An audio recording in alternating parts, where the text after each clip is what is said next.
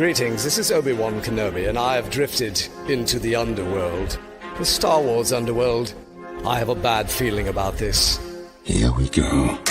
We must go to the lower levels. The Underworld.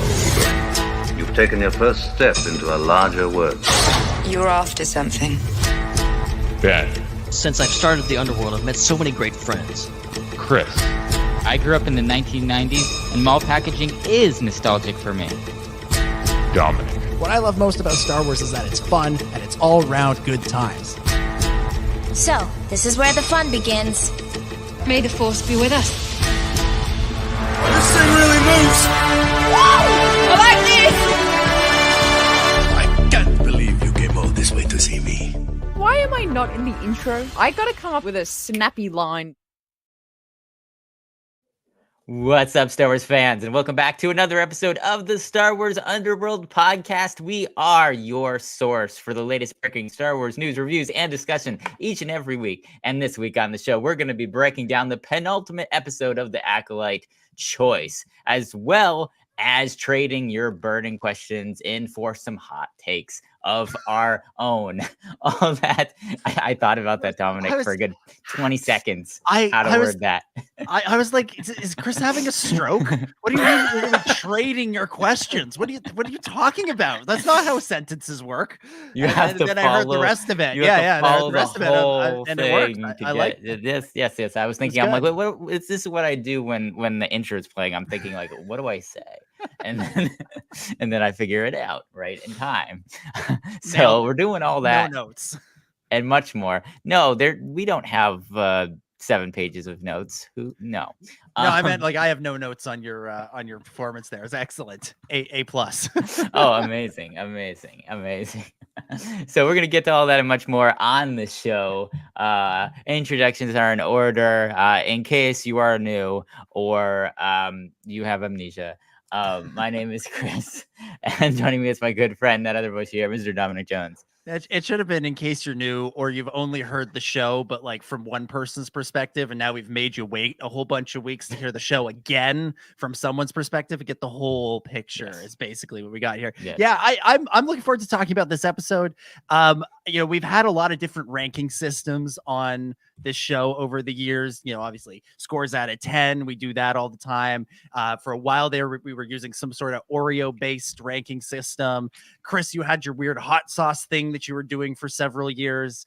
I've come up with a new one, and it's the sound effects ranking scale, because I normally, when I watch a show, I sit there in stony silence, but this episode actually made me make a few sound effects as I was watching it. So it got 2 whoas, one ooh, and one ah. So that about says everything that you need to say about the episode, and I'll see you all next week. All right?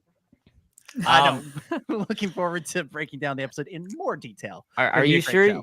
Are you sure you just didn't sneak across the border down to New York and watch some 4th of July fireworks? Because that sounds like fireworks reactions. That's it. Yeah, that about sums it up. That about sums it up. Oh, yeah. Wonderful. Also joining us, it's Ben Hart, the Star Wars guy. How's it going, everybody? And for the record, have all my fingers. Okay, no, I didn't blow any of them off for the record over the break. Yes. All things, so that's that. I'm fully intact human being. Haven't lost any arms and legs. Like someone on Mustafar or something like that. But yeah, looking forward to getting into this one. And yeah, I also have a lot of thoughts just about this whole series. I've had a lot of time to stew and to think and to watch the episodes, and it's going to get interesting. Awesome. Looking forward to going to the planet Stew John later, home of Ben Kenobi. Only some people will get that reference. I love it. Canon. Also joining us from the Raeside, it's Hannah. G'day there. Great to be back, and I'm very fascinated to see how this discussion will go.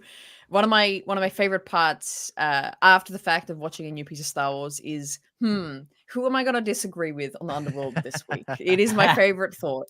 But Ben, I feel like we might be cooking the same stew. I think I might have some things to add to your pot. I'm very interested to see. We might have some similar thoughts. So can't wait to get into the episode.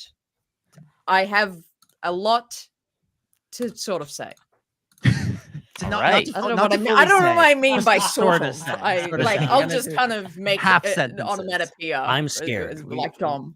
Yeah, exactly. We have 2 people on the planet Stu John now. So there you go. This is fantastic. Now I know we're gonna have a guest. The plan is to have a guest who's gonna show up in a little bit, so stay tuned for that. Before we plug things and before we dive into the episode, I think I want to ask everybody about the very, very end of the episode first, which is, of course, the end credits and the song.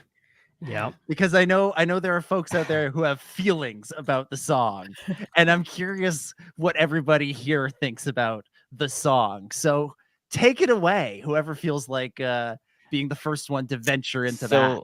So I think this was R&B. It's tough because R&B is a genre that I have a hard time putting my finger on. Like what makes something R&B, I don't know. Because it's not rock, it's not hip hop, but it doesn't sound like pop either. So, and I'm for I like other R&B genres of music. Yeah, no other genre. Those are the only genres. There's 3. But I love R&B. Like, I love The Weeknd. I love SZA. Like, I love a lot of R&B artists. So I don't know who this was, but it was good. I liked it. I like the style of music. Okay. Gets a thumbs up from Chris. Ben, I mean, you look like you have something to say. I mean, I know there's been a lot of hot takes going around.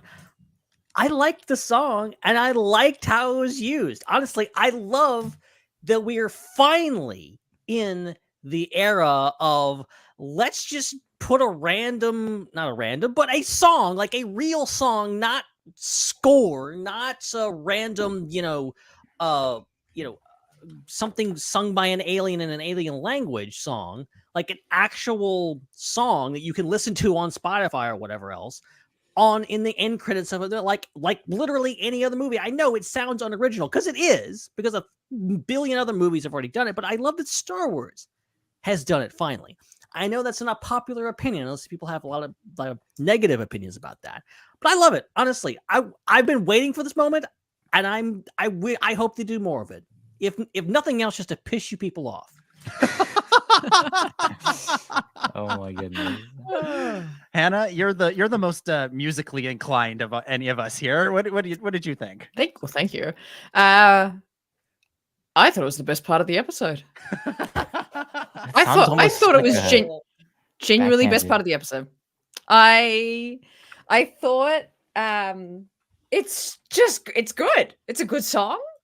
I thought, and people go, Star Wars is classical. It's like, yeah, like if we're getting a triumphant character story, if we look at the percentage of song types of genres that play in Star Wars media, like, yes, it's orchestral. But like we have Jedi Rocks exists. The Celebration song is not classical. We have, even going into the shows, we have the music that's played in that bar in Boba Fett. We have Sabine listening to this kind of weird rock as she's speeding off in the start of Ahsoka on Lothal. She's like listening to rock. Or I don't know if she's listening to it, but the rock music is like playing Star Wars rock. That's not insane, and I think this is just a great kind of evolution of a theme that's within the show turned into a song. Like, if they played that song like within the episode, I think that would be maybe a bit weird, a bit odd, to have like a completely lyrical song that's not really in the in the story, but on top of the story. But it being this secondary like music in the credits, I thought it was great. I thought it was really good. I might be biased because I'm actually a big fan of Victoria Monet, who is the artist. I already knew her before that, so I'm super happy. I thought it was great. All right. I honestly could not care less what music plays over the end credits. Once the episode fades to black or Iris is out, it doesn't matter to me. It doesn't, like, as long as the credits are there and that we're crediting the people who made it, I don't care what the music is. And I know that's ironic considering I have a lot of feelings and opinions about the credits at the start of these episodes, and I have come on here and railed against those stupid helmets and that awful music many times. But once the episode is over, you know, that's the soundtrack to me leaving the theater is what it is, or, you know, me getting up and, you know, getting back to, you know, doing life things. So I sort of noticed, I'm like, oh, that's different. Next, like it didn't impact my enjoyment of the episode in the slightest. But I know I'd seen on social media people were talking about it. I'd see in our chat people were already we're bringing it up. So I wanted to get it out of the way because it's there. It is what it is, and was what it was. And yeah, okay, all right, Chris, plug some things, then we'll talk about the rest of the episode. Oh, that's right. I forgot. We have to go. It feels like going backwards almost, but I can do it. Well, we are at the end of the episode, so you know we have to go back to the beginning. Okay, so we'll do it the plugs backwards then. Just because. Okay. So first of all, check out IPC. It's awesome. At IPC Podcast. Check it out. You give me things, so I'm gonna do it. Okay, do it. 5 hours of content for your ear holes out right now. Go check it out. It's great. We did 2 hours nights. And we did a lot of backtracking. And we fully explained the infamous intergalactic peace jelly incident. And see, Dominic knows. And if you're wondering what the hell is the intergalactic peace jelly incident, well, go listen to that, and we explain it in full. It's amazing. Nice. That's awesome. Ben, no lie, I thought of that randomly the other week as I was just like out doing stuff, and I started laughing about the implication that "Come Together" was an original song by another band, and that's just another teaser for you. So go listen to the intergalactic peace jelly story. Gosh, amazing. At IPC Podcast is where you can find the links to listen to this wonderful. This is the two-parter you're talking about, right? Two-part 10th anniversary special. 2 parts for the price of one, which that price being absolutely free. Check it out. Make sure you check out all the other shows on the Star Wars Underworld Network. We got the Raeside, we got Iron Cat, Tales from Beyond the Galaxy, Tractor Beam, and more. Make sure you follow us on Threads at the SWU. Correct Dominic of it every time. That's the only. We're heading towards 6K. Get us to 6K. Come on. Worth following us on. And make sure you check out the SWU Network Discord. The link to join is in the description, the show notes, whatever text accompanies this video or audio. It will be there. Just click the link and you can head over there. If you're watching on YouTube, wait, that's not backwards enough. I want to be more backwards. If you're watching if you're listening on your favorite podcast app, make sure that you subscribe and review. And if you're watching on YouTube, make sure you super chat and become a channel member. And last but not least, subscribe on YouTube. Once that subscribe button, Chewy. There we go. All right, let's dive into things. We are, of course, talking about the latest episode of The Acolyte, Season 1, Episode 6, Choice, written by Charmaine DeGrade, Jen Richards, and Jasmine Flournoy, and directed by Koganada. I apologize to all of those people for butchering every single one of their names. We'll go around the table how we always do and give some initial impressions on the episode. And Ben, as always, throwing it to you first. What did you think of Choice? Yeah, so for me, I think I come out of this episode a good bit conflicted in a way that, like, I think the episode itself was good, and there's a lot of good stuff in this episode, but it's also the same episode again. Kinda, sorta. And it kind of brings up the criticisms that I had the first time we had a flashback episode, which is kind of deflates the pacing and the momentum that we've been building up. And it comes at a weird time. And I do appreciate that, we got the first flashback in, essentially the second episode. I know it was the third episode, but it was the second episode that we watched the second week. And we're getting this one as the penultimate episode. I like the symmetry of that. I think it looks good. And I like what they did here. I like the full context of this. And yes, getting to the fact that, it was Master Soul all along. This is interesting. Like, I like how they told the story, but again, I'm just like, we're doing this again. And, I don't know how I feel about, how they're telling this story. And I really am invested in what's going to happen next, what's going to happen to Soul in the future, all this kind of stuff. And yet we're keep going back to this whole thing. And so it's kind of a byproduct. My feelings in this episode are kind of a byproduct of my thoughts overall in the series and just how I feel overall in regards to do I like the Acolyte? Do I not like the Acolyte? The jury's kind of still out in regards to the entire series. I do like a ton of stuff in it. I like several episodes. There's some episodes I'm not too crazy about. But this episode in particular, just trying to focus my brain for a second, it's fun and good and a lot of good stuff in it. I'm just going into the finale. It's going to be a really interesting thing for me. Hannah, what about you? What did you think of this one?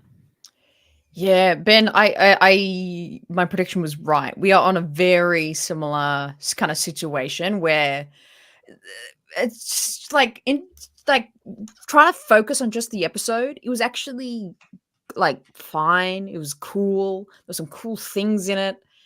And I can acknowledge that. And I can acknowledge all the scenes that I liked. But it actually just made me have more dissatisfaction. Whoa. There it is. You got there in the end. Oh, wow. Nailed it. With the series overall, I think a lot of my kind of comments come from where this is placed in the story. I feel like and maybe I'll break this down later, but just in brief, I think the opening of this scene, the first 10 minutes, opening of this episode, the first 10 minutes of this episode, I think should have been the first 10 minutes of the show. I thought this should have premiered with these characters. We would have been introduced to these 4 Jedi who are really the kind of main story focus around what everyone's doing. I feel like that would have set up the show so much better. So I feel so confused. I feel like I'm trying to I feel like I'm trying to cook a really delicious meal, but I'm doing all the steps in different order. So instead of,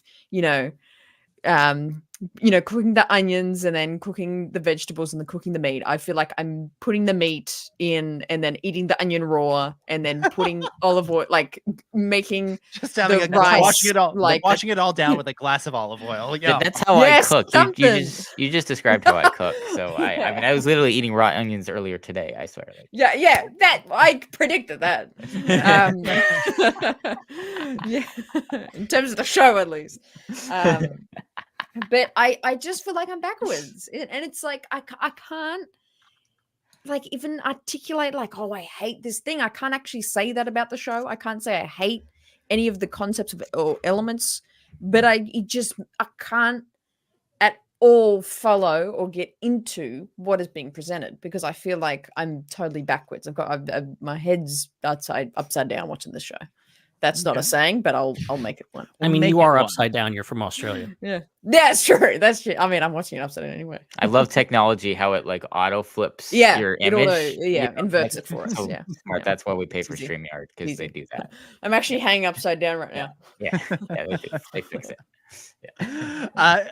Chris, what did you think? Was your head upside down or right way up when watching this episode? So what this is making me think of is this is making me think of all the Star Wars films. I feel like this show has as much of a convoluted timeline as the Star Wars movies, but it just so happens that, they're at least, a little bit, we've had at least 6 months between them. Some of them we've had, over 10 years between them to digest what's going on and sit with it. So when we get through all the Star Wars movies, we kind of, I don't feel like people feel a lot of whiplash or confusion or wish, that we had the Phantom Menace back in 1977 or like any of this stuff. However, if you were to watch all the Star Wars movies as a mini series, you have one week, another the next week, and you go through all the movies, in a few months. I could kind of see like people saying similar things about the saga and the spin-off films as well, which is why do you do that in that order? That doesn't make a lot of sense. You lose momentum in the story. And so for me, I somehow I'm able to, it's processing for me fast enough where, I have time to process it and I don't get kind of confused. I'm just like, oh, this is cool. We're going to get now this part of the story that we didn't have before. Just like I felt like, when we got like Rogue One or the Clone Wars, like, okay, here's now this part of the story that I wish there was more of. And the things we have seen were things I wanted to see. Like the 2 flashback episodes that we got were things that I wanted to see. It's just a matter of what order should have they been in. So for me, it's okay. But I completely understand why, for some people, it would not feel the best way to tell the story in, and I completely understand that. But I thought this episode was great. I thought it answered a lot of the questions that I had that have been asked so far in the show about what the heck happened to cause all of the things in the previous episodes. So I was satisfied personally because it did answer the questions that I had, and sometimes answer them in ways I wasn't expecting, which I always like from a show, not to be a little bit subversive or twisty. So I enjoyed the episode. I thought it was great, and it makes me very excited for the next one. I think what we can take away from this discussion about, the order of the episodes and the order of things and all that is that the machete order is bullshit. And this whole idea of flashbacks and jumping around and all that stuff, people can't actually handle that. They want a story in a straight line. Can I say an anecdote about that real quick before Sure. you say your opinion on this episode? Yeah. I had a friend come to me and ask who'd never seen Star Wars, and it's like the golden opportunity of like they're saying like there's so much, what order do I watch it in, what do I watch first? And I thought for a moment, I'm like, okay, this is gonna be the test. I'm gonna test like a machete like thing or like a flashback like thing and make them watch it all out of order to get the maximum out of everything and all those theories that we've talked about in the past. And so I started explaining it, but then I asked a very simple question, which is, just as a question, I know you've never seen Star Wars, but do you have any idea who Anakin's I asked, do you have any idea who Luke Skywalker's father is? And the person was like, it's Darth Vader, right? And I'm like, okay, so don't just throw all that out. Don't worry what I just said, just ignore it. Watch them in order. Just start with the Phantom Menace and just go through the order of the movies. And if you want to watch spin-offs, you can, but you don't have to. I just simplified it at that point because it kind of threw out the whole point of doing that whole reveal thing in the flashback. So I'm with you on that.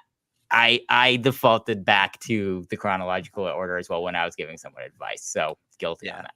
Yeah, I've always thought either chronological or release is the way to go. It just depends on who the person is that you're showing it to.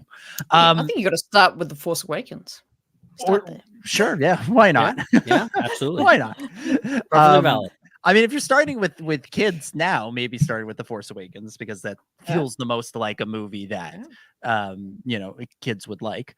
So for me on this episode, I overall I liked it. I have a few qualms with how things went down, but really it's fairly minor stuff that I take issue with. My bigger issue is that while I care about what happened, I cared more 2 weeks ago than I did this week, because now so much other interesting stuff has happened that if you ask me, what would you prefer? The flashback episode that shows the true story of what happened on Brendok, or would you like another episode of Osha and the Stranger? And I said, oh, give me more Osha and the Stranger. Like that to me is where my interest is now in the show. The show has moved along far enough in the main timeline that this flashback stuff, while it's interesting and it's good to have, I feel like the momentum behind the show was the stuff that's happening in the now, quote unquote. Whereas the momentum for this stuff was a week or two ago when Soul was going, okay, I'll tell you, but first we have to deal with that over there. Let's go deal with that over there. Okay, now I'll tell you, but no, there's something over here now. We gotta go deal with that. And so that like too much of that almost made me kind of start to lose interest in the past. And so and the present was so interesting that I was more interested in the present. And I was really hoping that this episode wouldn't be like episode 3, where it was just the flashback. I was really hoping for some bookending scenes with Soul and May in the present, and Kamir and Osha in the present, to just sort of set us up for next week a little bit more. So overall, good episode, and I'm mainly going to say good things about it. I just but and this is almost a strength of the series. The other storyline has surpassed this one in interest, that I'm over this one right now and ready to get back to the main storyline. Let's dive in with Master Soul, because he is kind of the main person we've been following through all of this. He's the one whose actions we've been wondering about throughout the last several weeks, and now we learn the truth of what he did, what he was responsible for, and the part he played in the cover-up. Hannah, we'll go to you. What did you think of how the reveals about Soul's past and what he did? How do I be eloquent about this? Or you can just go straight sound effects and yeah. Oh, geez. Oh, really? That's pretty much it. Okay, so we get this setup that he believes in Osha and May being strong in the Force, being important, and being endangered by the Witch Coven. Fair.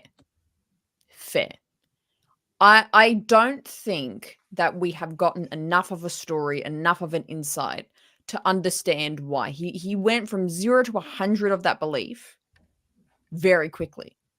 And to put it in comparison, I think we had a very dialogue heavy exposition in the Phantom Menace of Qui-Gon coming to that revelation about Anakin. As much as he's like every scene was just adding to the evidence that this child is Force sensitive and that's important for this reason.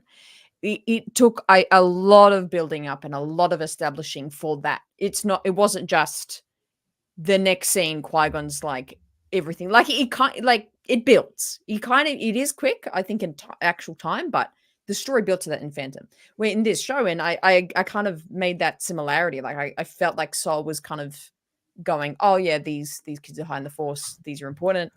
But I just did not. I felt like I didn't have enough story behind that to really understand why he was so kind of manic about it, being like, we have to get them. It didn't really that didn't really hit with me. What was the question? It was just overall about Soul. Yeah. I mean, I'm not too sure what I have to say. I think the biggest part of the episode, which has the biggest question mark, and I'm quite keen to hear. I mean, Chris, I think your explanation of this is him stabbing Anasea. I have no understanding or backing onto why that was a moment that happened at all. I get he was desperate to get those girls, but the dialogue leading up to that moment didn't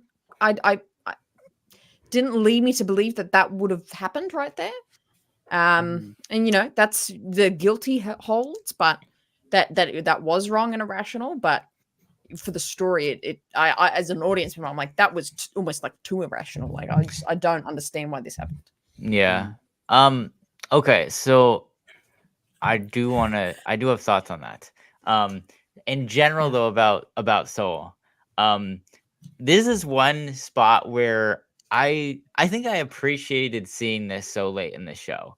And the reason why is if we were watching this in chronological order as this was happening, and this was like in the first 20 minutes of the entire series, which it would have been chronologically, we would be kind of agreeing with Soul a lot in this. We'd be saying, oh, well, he's right. Like, you know, Osha wants to go with the Jedi. He needs to go back. He needs to get her. Like, you know, that's kind of a fair, liberating thing that he's doing. But obviously that it didn't end up leading to something good. And because we knew in very great detail what happened afterwards, seeing this as a flashback, instead, my reaction to Soul the whole time was, oh my gosh, no, you're the one that's pushing this. Oh no, you're the one that's leading them into this. They're trying to talk, and Dara's like trying to talk him down, and he's like trying to argue, like, no, we got to go back. We got to go back. You know, we got to deal with this. And knowing what would happen, it's like, wow, okay. So he played a huge part in this, and I can see why he would be, you know, so both equally in denial and guilty about what happened. And so I appreciated that, being able to react, you know, in a 2020 sense and a hindsight sense to what he was doing, to see the full weight of knowing the full weight of what he was doing. So that was interesting to me. Secondarily, specifically about the moment with Anastasia, I think he was like spooked. You know, he'd already seen, you know, one, or I think at that point, both two Jedi be taken over by the witches and controlled. They'd seen what their magic could do. So I think when he saw her transform into this, you know, ethereal cloud being that she was, I think his first reaction was, oh, this is more witch trickery. This is bad. I need to keep them from maybe taking over my mind or taking over somebody else or whatever. So I think he acted in a defensive way and, you know, not really stopping to think. And that's, you know, what resulted in her dying. And of course, it's very sad because, you know, afterwards she explained to him that she was just trying to, you know, save her kids, and she was not trying to attack the Jedi in any way. But again, I think the whole thing, looking at it from Soul's decisions and, you know, how that led down a road that led to a lot of terrible things and death. And then also looking at that kind of almost misunderstanding of what was going on in that situation where Anastasia died and her intentions were misread by Soul. I think it speaks to the kind of conclusion about the entire situation, which was, this is just a very unfortunate series of events where people just went a little bit too far, and just a little bit too far, and compounded on top of each other from multiple people on multiple sides, led to it being catastrophic for everyone. But I think everybody just was a little too extreme in what they were doing, except maybe May. Except Osha, I should say. I think everybody else was a little bit too extreme. And I think that was kind of the point of this episode, was to just kind of show like how things can sometimes things can get out of control, not because one person does something really, really bad, but because a bunch of people collectively make a lot of not the best choices, and then it snowballs and compounds and gets worse and worse and worse. And it's this feedback loop of terrible choices and outcomes. And I think that's what we got out of this. And Soul was at the middle of all of that. Mm-hmm. I think Soul went into this situation with Anastasia where he had made up his mind. He had an assumption about the witches and about everybody in that covenant, and he assumed they were bad. They were going to hold the girls against their will. They were going to, you know, do everything in their power to stop them from becoming a Jedi, stop the Jedi from achieving their goals. And so when he went in with that assumption, he then sees Anastasia begin to act in a way that he doesn't understand. And so he reacts based on his assumption that she is going to attack him, that this turning into a mist is going to be some sort of, dark power to take him down, to take Torben down. Because, again, bearing in mind, the only thing he's seen the witches do is, make Torben's eyes go all black and pass out. So he goes into this with an assumption. And so he acts on that assumption. And that's not what a Jedi should do. He obviously makes the wrong choice. He does a bad thing here. And we talked a lot in the early episodes about how Sol was always the one who wasn't drawing his lightsaber right away. Yord was taking out his lightsaber constantly. Any like remote possibility of threat or attack, Yord was whipping that thing out and was ready to fight. Sol was constantly arguing for patience, constantly saying, no, let's see how things play out. No, he wasn't taking out the lightsaber. I think May even says the line, a Jedi only brings out the lightsaber when they're ready to kill. And so Sol always seemed to view killing as his last resort, whereas the other Jedi seemed a little bit more cavalier about it, a little bit more ready to take that extreme action. And we now know why that is for Sol, because he did that once and it was a huge mistake.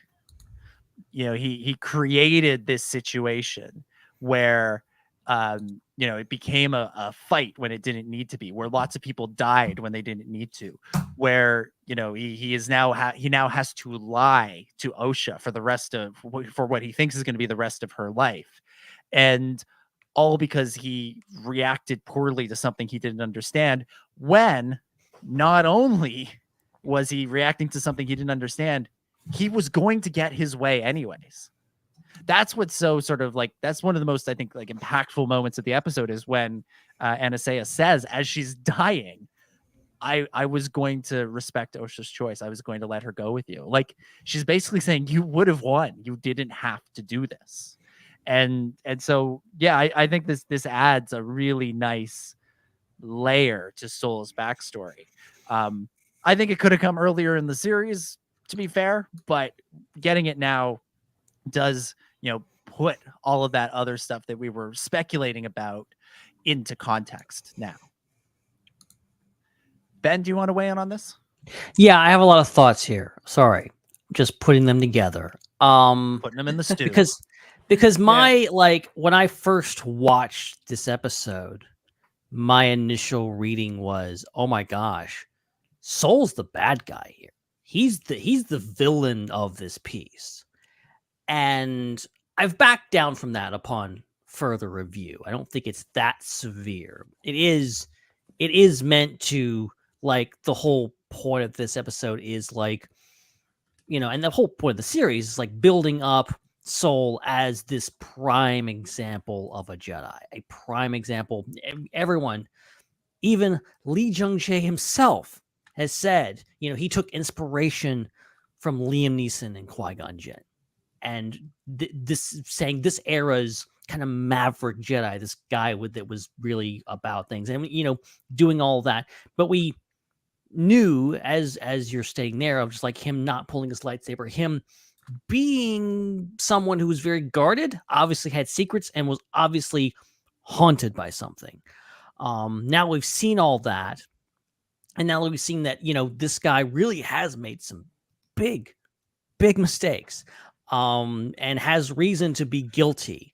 We see the first, the first images of that come when he's facing the stranger, and when he nearly takes the guy's head off. And you're like, whoa, this guy is not this well-balanced Jedi that we thought he was. This guy is very much a flawed. Not that any Jedi is perfect, but there are Jedi that are like, this is this calm, centered Jedi, and he's really not. And I think you see kind of the hot-headedness, and obviously, it is. I think he's tried. I like the idea of, yes, ultimately they did have good intentions, just like Torben said in the second episode. Of we thought we were doing the right thing. I don't know about Torben. The guy just wanted to go home. Apparently, that's a whole other story that maybe we'll get into. But we're Ben. Rest assured, we're gonna get to that. Yeah, so we're gonna get to Torben wanting to go home. Yeah, but with Soul, it's like I get where he's coming from. And you have the moment where, and I love that StarWars.com actually pointed this out, that like May misremembers what Anastasia told her about walking through fear, and Anastasia something that says along the lines of, we have to sacrifice something, and May tells them, we have to sacrifice ourselves, and it looks Soul's like, what did she say? Like it just feeds into this. I love the general idea of this episode. I'm just like, communication is very important, guys. I didn't know if you know this, but just talking to people rationally and just getting their side of the story really helps sometimes.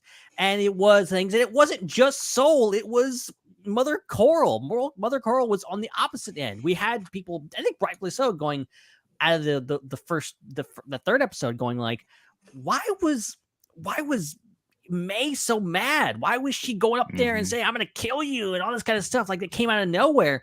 It was Mother Coral going like, no, okay, go get mad, go burn the place down, like doing all this, like, and like, yeah, okay, kind of makes sense now. So that was what I appreciate about this episode the most, is kind of filling those blanks and being more satisfying in the sense that, we're getting these character motivations and these beats that actually make sense now. Would I have liked to have seen them earlier? Maybe. Would I have liked to see more of a nuanced take on Soul's character, maybe a bit earlier in the season? Also, yes, but I'm glad we're getting it now, but at the same time, still conflicted. Better late than never. And speaking of better late than never, joining us from the Sith List podcast, we've got Iraj. Iraj, hey. Welcome back, buddy. Hey, thanks. What's up, guys? And sorry I'm late. I was trying to communicate, like you were saying, Ben, to my kids and telling them that I'm going on Star Wars Underworld, man. Go to sleep. I need you guys to go to sleep now, is what I was telling my 5-year-old and my 2-year-old, and they kind of listened. So if you hear them screaming, that's what's going on. How you guys doing? Thanks for having me. Oh, good to have you. Yeah. Thank you for being here. Iraj, of course. Iraj, like let's get your thoughts right off the hop about the Acolyte as a whole, and specifically this episode that we're talking about. All right. Yeah. Okay. Well, so I'm having fun with the show.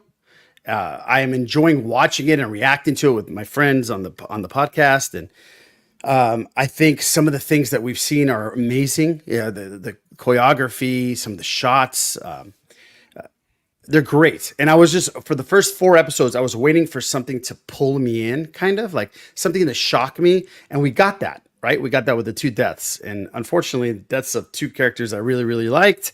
So I was in. I was definitely in. I was like, okay, great. The next episode I loved, really enjoyed. But this last episode kind of made me feel like I was watching episode 3 all over again. Hey, buddy. And it's not like that was my favorite episode. So, yeah, there's some really cool stuff about this episode. And there's some stuff that, like, I was just listening to Ben just when I popped on. I wish they would have done a while ago, especially with Soul and why he has this connection and why his need to have a Padawan. I want to know why, so I can buy into it a little bit more. I want to know why, there's a lot of questions that need to be answered in about 40 minutes. I would imagine the next week's episode is going to be. And I think they took away a lot of minutes from just, I get the whole perspective of the Jedi, and we get to see what Soul was watching and looking at. But I don't think it was necessary to watch the girls under the tree again. You know what I mean? I just felt like we've already saw that. Like the show is only like 28 minutes without the credits and stuff. So taking precious time away from the storyline with those kind of things, or watching Soul look at them from above, kind of like the Obi-Wan feel that we got, was cool, but I just didn't think it was necessary for a lot of that stuff. And then, and I also don't understand, and I might be on an island on this one. What happened was horrible. I get it. It was awful.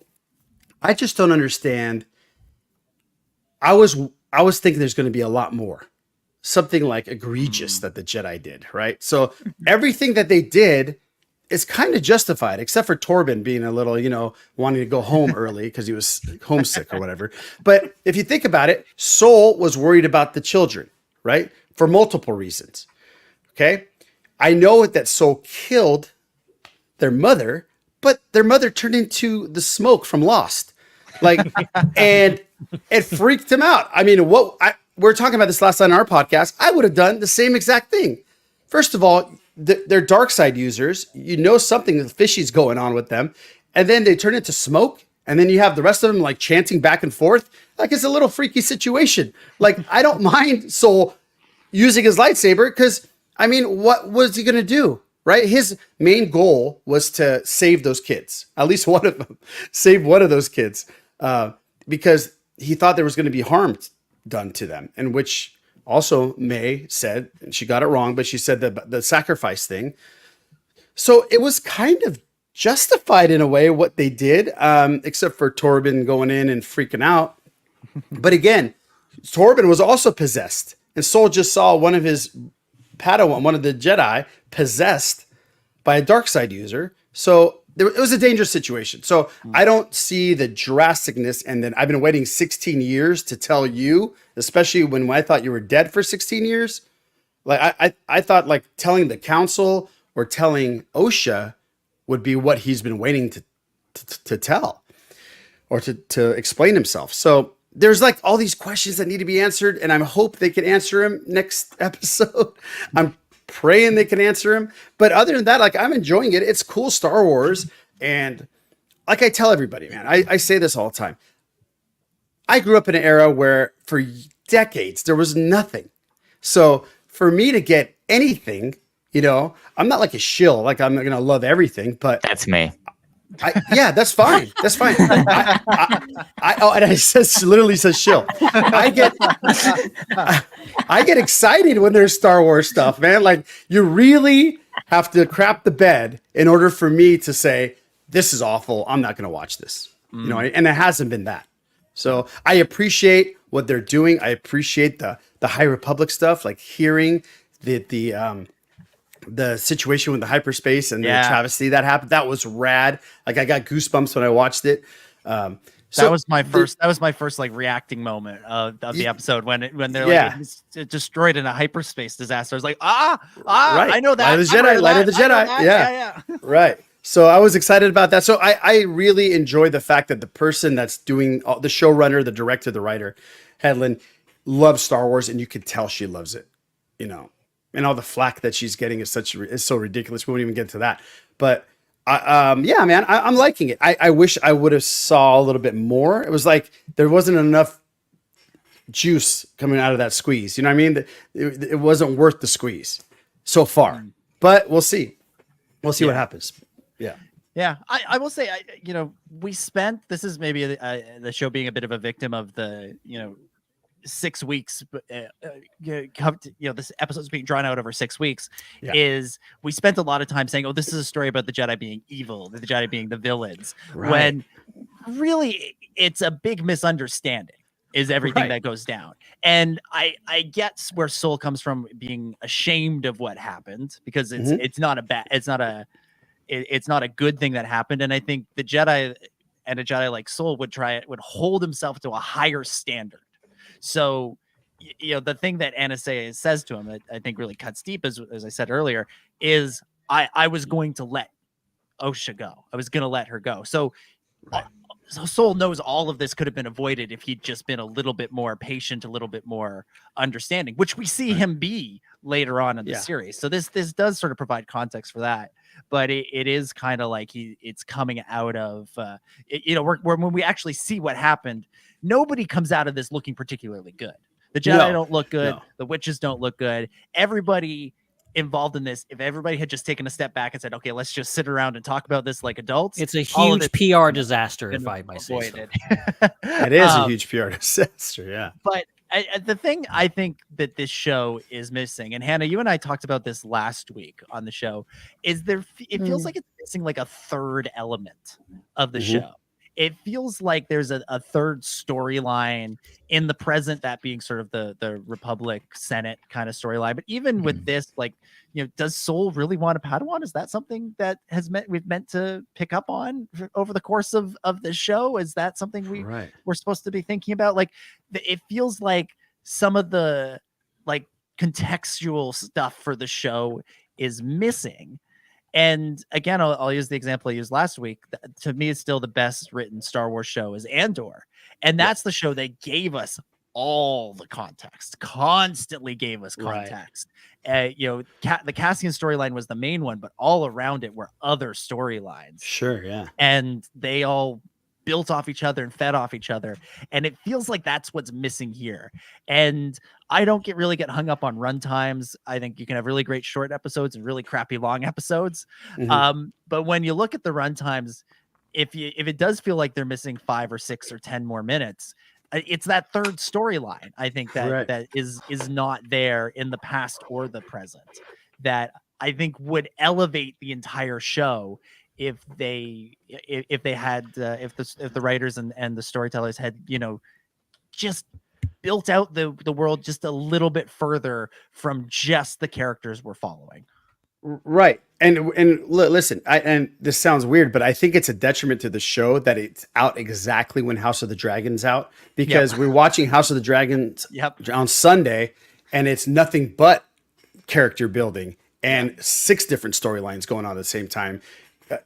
And they deliver it, right? They deliver it. And then we watch this, and in about 28 minutes, they just can't deliver what we need to see: the backstories, character development, things like that. So, yeah, I think it's just tough.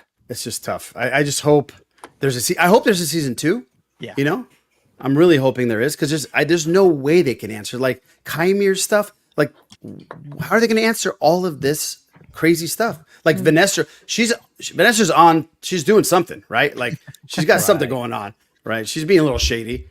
So we got to answer about 6 or 7 different storylines, and I'm sure we're going to be left. See, that's my worry, is like, because I think Leslie Headland has said that, this is going to be a definitive ending for the series. It's not going to be a big cliffhanger, which I'll hold her to that. And also, my feelings on the show overall, like, we're sitting right now, I'm like, this last episode better be a 10 out of 10 banger of an episode. Otherwise, I feel like I at least be a little disappointed in this show. And I don't want to say that. I don't want to set an expectation super high. I don't want to set ultimatums. But overall, I'm just like, I need this thing to land really well. And I'm not getting from it what I really want.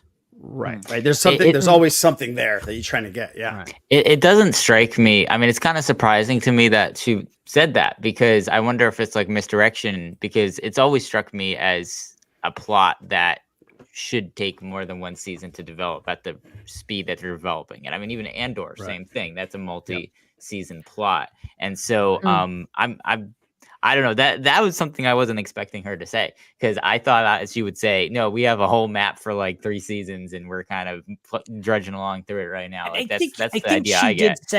She did say, hey, I have a bunch of mysteries. Like, she has stuff lined up for season 2, but like season 2's at this point is not guaranteed. I don't think it's been renewed yet. I mean, it's done good numbers despite all the quote unquote backlash. Like, it's been doing good numbers. A lot of people have been watching it and talking about it. So like, it's very likely it will get renewed, but you never know with these things. I've said this theory before, and I'll say it one more time. I think the Jedi storyline will wrap up this season.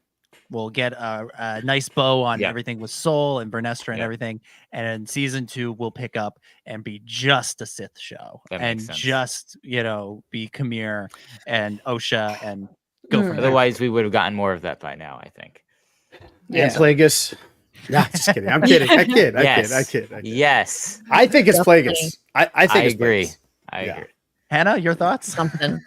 Yeah, well, I think like your thought there with a season 2 being Queer based, I think that's also one of my criticisms personally to the show of, I think my expectation coming into this was just, it was going to be much more Sith focused or just dark side user focused, which like we do have May, we get a few scenes of her killing Jedi, sure. But I don't think there's a real deeper exploration of that. And if it is to be, to have this story and then jump into it for a season 2, I don't know. Like, I felt like the setup for this show was not that. I feel like they kind of, at the very close to this, to its arrival, they were like, oh, it's about all the Jedi and how they deal with it. Like, I totally agree. Yeah. It's very strange.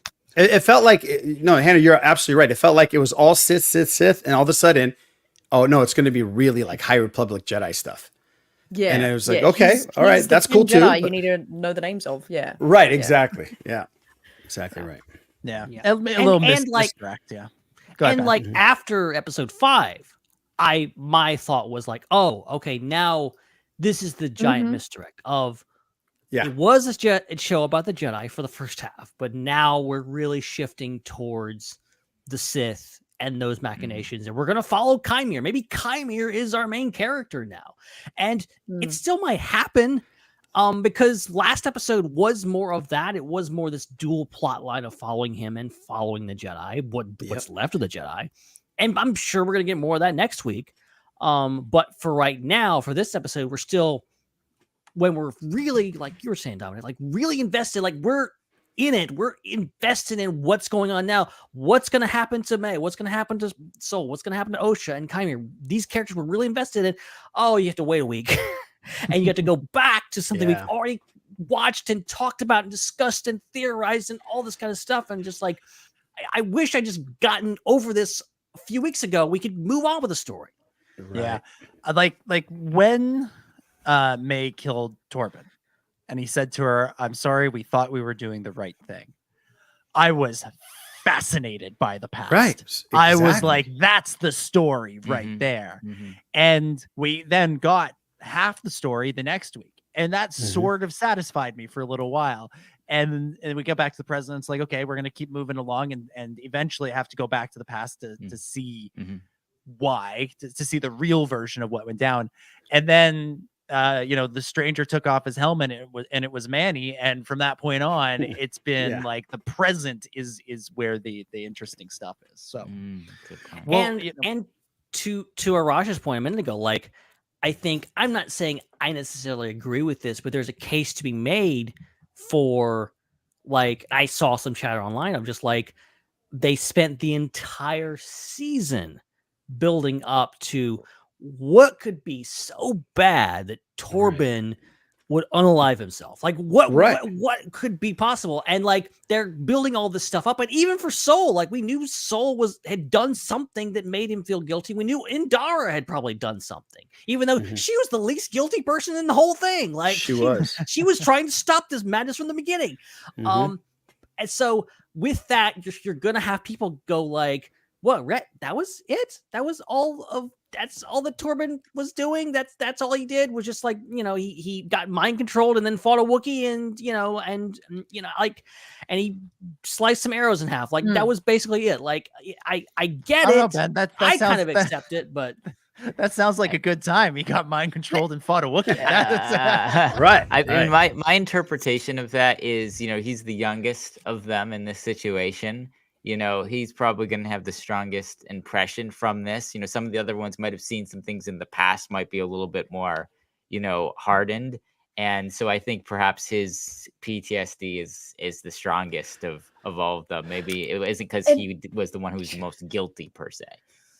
But is it enough to take a silent vow for 10 years? Right. I thought he would have killed everyone there, and he was actually the one who did the fire and did this big thing. Like I think it just does not match for me. I wonder if we're slightly desensitized by what happened much before and then what happened much after this era, because there were lots of wars and lots of killing, but this is probably a time of relative peace.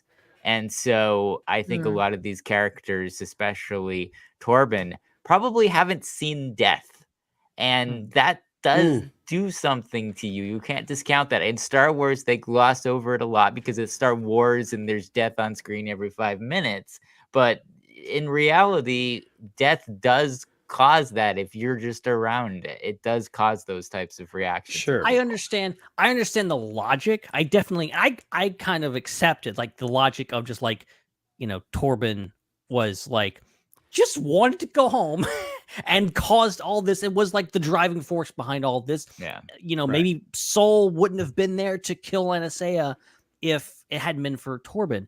But I feel like all the buildup is you're kind of setting a lot of people up for disappointment, whereas there's really nothing Torben could do at that point that would justify what people have built up in their heads as, oh, this guy must have massacred the entire village and like, right. It's and that's exactly what I thought. Hannah, I agree with you. For me, the only way that he does that to himself is if he's still possessed in a way, and he can't get it out of his head. The whole meditation for 10 years, get me out of here. Can you imagine his bladder, first of all? How does that even work, right? Like, how does he just sit there? I mean, he doesn't drink, so. That's true. That's true. Yeah. That's true. But that's really why he took the poison. That's right. He's like, I gotta go. I gotta go to the bathroom. Yeah.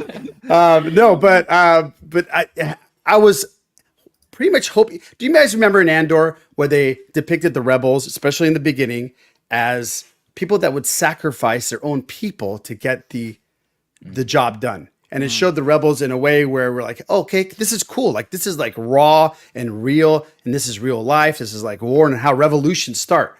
So I thought here that we're going to see the Jedi do something completely heinous, or Torben, just because he's possessed and he still had it in his head and he wants to go home from 6th grade science camp, that he goes over and he just wipes everybody out. You know what I mean? It's something gruesome, or I'm not that I like want to see violence or anything, but for him to take his own life, and then for the Wookiee to go off on his own and draw on the walls and stuff, I don't know. The payoff wasn't there. You do the Wookiee going off and drawing on the walls, like he is drawing the symbols from the Covenant. So like something's in there, lingering there. I think. Right. Would it have been nice to get a little bit more time with that? Maybe. I will say, okay. Go ahead. Sorry, especially you take it no, away. You go. You started. Oh God. I was We're Canadian and Australian. We're too nice. You go. No. Very nice. I was gonna move off to something a little bit elsewise. That's, I don't know if that's a sentence. What I'll say about this episode is my biggest problem with it. And again, overall, I like the episode, but it hinged on teenagers gonna teenager. And the fact that all of this is because Torben is a whiny 16-year-old who doesn't like being out in the woods and wants to go back to the comfort of the big city and all that. Right. That, I know teenagers are like that. I get that. I know that. We all went through that phase. I get that. But I feel like for a story that's this grand and this epic, that rings a little hollow to me. It's weak. It all hinges on that. If it was, when he takes off to go to the Covenant, saying we have to find the Virgins in the Force. If he's thinking like, this is my chance to build a legacy, this is, I'm gonna fortune and glory. If it's something like that, right? Then I sort of get it. Then it's like, okay, this guy, he didn't understand what it means to be a Jedi. He went in there with the wrong attitude, and as a result, everything blew up. But because it's I want to go home, just sort of leaves me feeling a little bit cold. And it reminded me of some of the stuff that would frustrate me about Star Wars Rebels back in the day. And I love Rebels, and I love Ezra Bridger as a character. But there were points in the story where I found his motivation to just be all over the place. And the response from people who felt differently about the show was, well, that's what teenagers are like. And it's like, yeah, I get that. I do. But if I want a show about teenagers, I'll go watch, you know, the OC or something like that, or Riverdale, or, you know, I'll find like a teen drama where, you know, the thing that it's all about teenagers and their angst. Nice. I want to see a Jedi story. I want this kid to grow, and yes, he can fail and slip back and that sort of thing, but I don't want his motivations to be I don't want to do my chores today, which there was a Rebels episode that was basically that. And again, I love Rebels, I love Ezra. There's a characters and a show I have a lot of time for, but that was something that sticks out to me as a weakness of that show, and this was that again. It was Torben, his reasoning for not wanting to be, or for what he did in this episode, to me was just a little too, it was a little too, I don't even know what the word is. It was just like, teenagers are like that. Yeah, it was just a little whiny.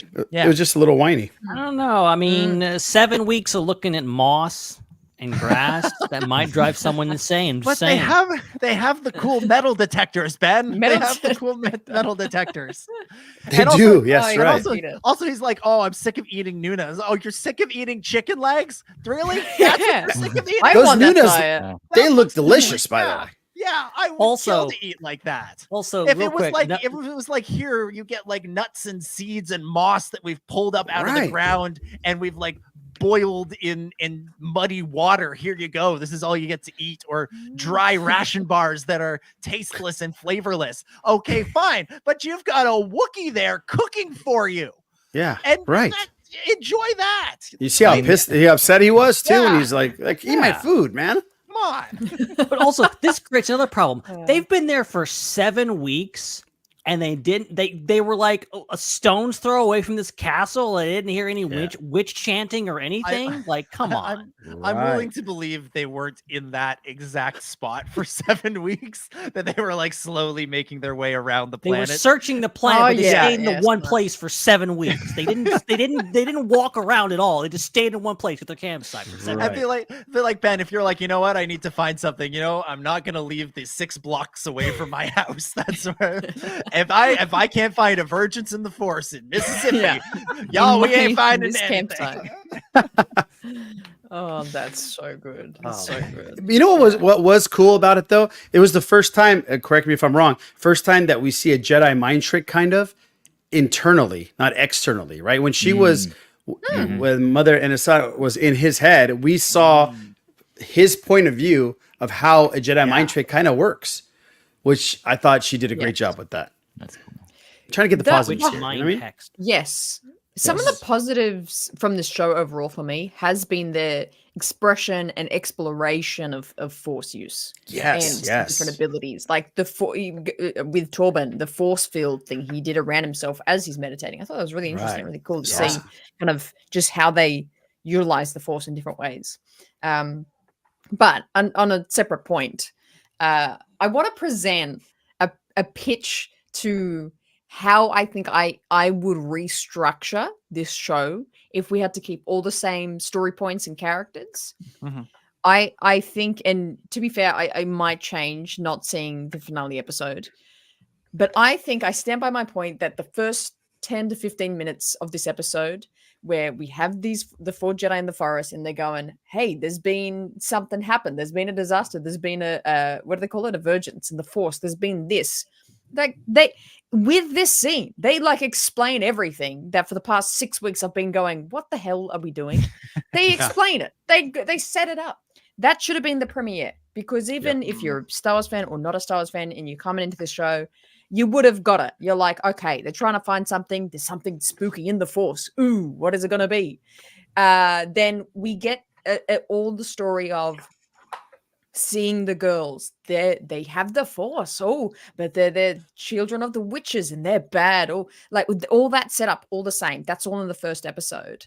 Right. And then we stop at this flashback when it gets to a point of something bad happens. We see those first few steps, the girls fight, the fire. We don't see what kind of continues to happen. And then we jump into 16 years later.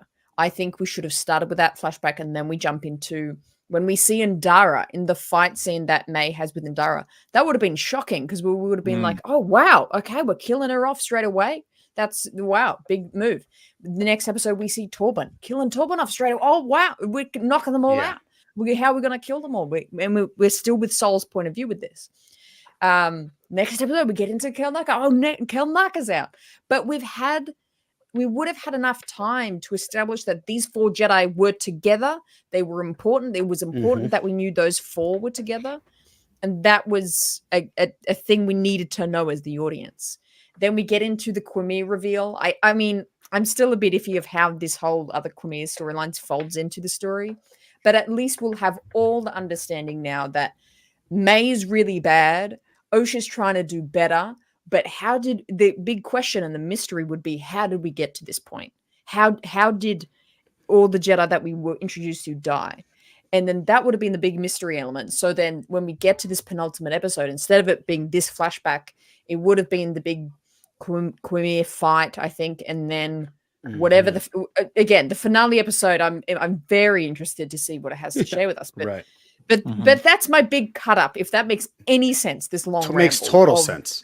For once in my life, I'm actually looking forward to the fan edits. I'm looking forward to someone making like think about it, the alternate, like the true version of everything that happened on Brent Doc. Like someone's gonna supercut that into one big episode. It's gonna be really interesting. Did you guys feel the first 3 episodes were just, they ended so abruptly that it was kind of like shocking endings, not like cliffhanger endings, just like it's done. Yep. The editing has been weird sometimes. The editing has been weird at the end, and I like the Hannah cut. That would be really cool. Thank you. I'll make it. I'll make it happen. Yeah. Patent pending. Let's talk a little bit about Mother Coral. She's kind of the other main player in all of this. She's showing up next week, right? She's showing up next week. She poofed away, right? I mean, she was just like, I'm out of here. Confirmation that she died. I'm out of here.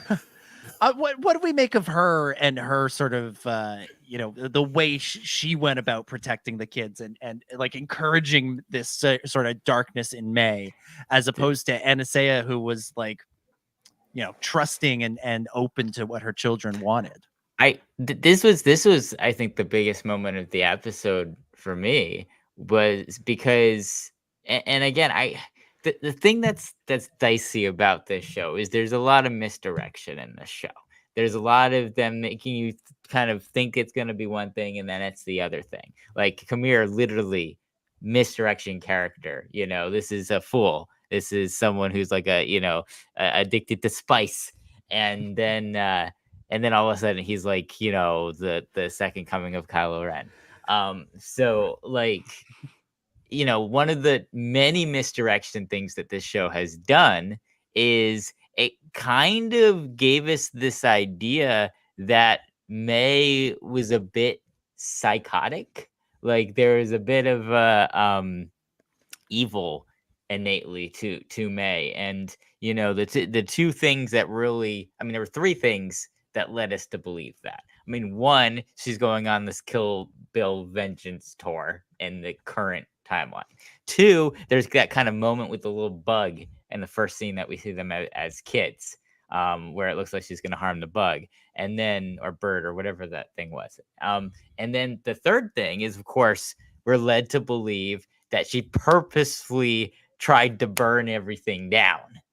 And so, like, it's kind of difficult because I feel like maybe they got a little too cute with the misdirection, and that's why we're having all these timeline conversations about, like, did they tell a story in the right order for it to make the most sense? Because I feel like the order that they told it was all about controlling the audience's views of certain things, trying to keep us in the dark of certain things and make us think something either correctly or incorrectly. And I think that was the whole point of the order that they did it in, not for us to understand it, but actually to trick us on purpose. Oh, which, for sure. Again, could be, negative or positive. I liked it, but I know for some people that's a little bit, not fun.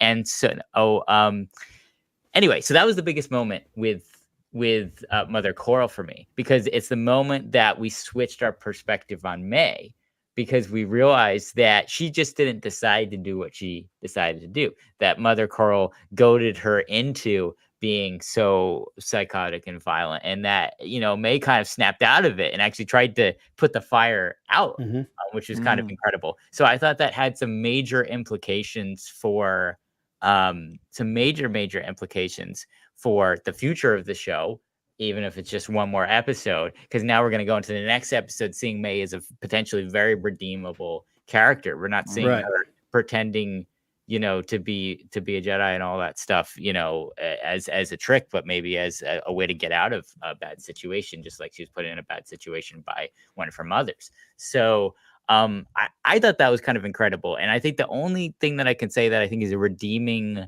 factor for the show being so confusing and confounding in its way that it plays with the audience's perceptions of what's going on is it's trying to give us the same level of confusion that the characters have at certain points. And I think the thing is, a lot of characters are thinking that May is this psychotic evil character, but as an audience, we're led to agree with them up until this point. And now we know the truth. And now we're going to have this moment where we know more than some of the characters. And then that's going to be interesting to see how it resolves itself, because we're going to want it to resolve itself. It'll be satisfying if it does. So from a kind of poetic, kind of musical point of view, I feel like they've set up this dissonance to then bring in some type of resolution. Yeah, I think that's a fair point. I mean, the show largely, the third episode largely shows us the events from Osha's perspective, and Osha's perspective is going to be impacted by the version of the story she was told by Soul and Indara and everybody else who, you know, as we see at the end of the episode, agree to cover it up, agree to that there is a version of the story that they are going to tell. So yeah.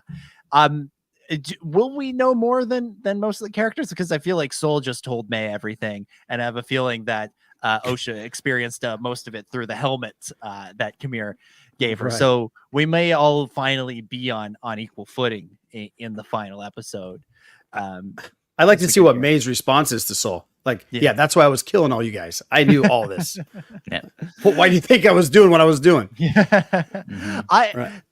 This is why I wanted a book ending scene. Like I wanted to see a little coda at the end of the episode back in the present with where we could have gotten a little bit of that to her taking the mask off and just like bug eyes or that would have been cool. Yeah. Looking at looking at sort of the positives in the episode, possessed Wookiee Jedi fight. Yeah.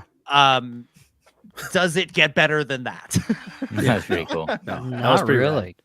I love the detail in that fight, because I think people were like, it's kind of slow and clunky, but I'm like, of course it is, because it's not just a Wookiee Jedi fighting, it's Mother Coral taking over his mind and like puppeting him and doing what she thinks a Jedi would do, or what she's doing, and she's just kind of like playing with. She's kicking and jumping and force pushing and all kinds of stuff. I love that idea. And just like people were talking about, like, oh, the fact that it's terrifying to see a Wookiee Jedi fight. Imagine a Wookiee Jedi who's like full rage mode, who's actually in control of his mind, could do. Oh my gosh. Right. I enjoyed it. I thought it was great. Visually, it was super cool. To me, all the fighting sequences have been really spot on. They've done a great job with that from the first episode to now. So that's definitely a positive. Yeah. When Kelnaka jumped in, like when they said it's not his mind, it's his, and Kelnaka jumps in, that was another moment for me in the episode where I was like, oh, this is great. This is cool. This is exactly cool. This is one of those kind of borderline like wish fulfillment moments for Star Wars, because I mean we'd seen Gunji the like youngling Wookiee Jedi, which is terrific, but this is a full grown Wookiee Jedi, and like I thought the thing with like the swaying witches and the possession thing, I thought that was really cool. I was all in on that. I thought that was really neat, and see Indara have to come in and wrap it up like that. It was again. It wasn't a massacre in the way that we maybe had speculated that the Jedi came in and cut them all down with their lightsabers, but it's still, it wasn't a good thing that happened, but you understood where the Jedi were coming from. Again, there was more nuance to everything here than I think we perhaps ascribed to it over 6 weeks of speculating about it. Did you guys find it a little odd that Indara all of a sudden flipped a switch? Because throughout this entire season, she's been pretty much straight edge with everything Jedi Council. You have to go buy the book. And in the last second, she just flips a switch, which I thought was a little bit odd. She was worrying about a child that she really wanted to leave there in the first place. So yeah, I just thought that was a little weird. I don't mind that where they went with it, but I just thought for the character development throughout the first 6 episodes, this was just a real switch. And why did she switch so quickly? So I don't know. I think a lot of the episode was characters in an extreme situation acting out of character and making and the name of the episode's choice, and everybody had to make their own choices. Yeah. No, that makes sense. Yeah. There may also been an element of like protecting her friend, and protecting her Padawan too, who, he jumps in there and is as responsible as anybody for everything starting out. And so like maybe that she thinks, that reflects poorly on me as a teacher. Sure. But it was interesting that the big plan for the cover up came from her, like that, whereas everybody else more had something to be embarrassed by. She was the one who was like, no, here, we're going to cover this up. Nobody can ever know the truth of what happened here. Right. And which we were seeing that the Jedi, this kind of like version of the Jedi is happening in front of our eyes, right? Like Venestra is covering things up constantly. Well, and I mean, the end of last week's episode strongly suggested that Venestra was going to cover up Kamir by pinning all the blame on Soul. Right. He's gonna be the scapegoat. He's gonna take. So there's some shadiness going on. That's for sure. You know what? I think it's time for. I think it's time for everybody's favorite segment, Ben. I think you know it, you love it. It's time once again for our favorite segment. It's time for Ben's Connection Corner. Connections in the corner with Ben. It's Ben's Connection Corner. How's it going, everybody? Ben's Connection Corner is filmed in front of a live studio audience. All right, Ben. We did. Thing I've ever seen. Thank you, Ben. We did the segment without you last week. So, really? Yeah. So what did you talk about? Because I haven't got to that part yet in the episode. Let's see. We had. Mad you are. We had something about Venestra's hyperspace dreams. That was one. Hannah brought up the boards in the background that are very rebel base. And then we debated whether Kamir is Darth Plagueis for a few minutes again. So you're saying you're as desperate as I usually am to find exactly. That's exactly. Yeah. So what have you got for us? Actually, I've got quite a few saved up. And by quite a few, I mean only actually a few, because there really hasn't been that many connections in this show. So I'm just going to go back a few episodes because I haven't done this in a while, and you're going to suffer through all that, which is actually not that many. So whatever, we're just going to get through them. I've been wanting to mention this one for a while. So back in the episode Day, there is a Tarlafar in the background of the spaceport. If you don't know what a Tarlafar is, I was gonna say, Ben.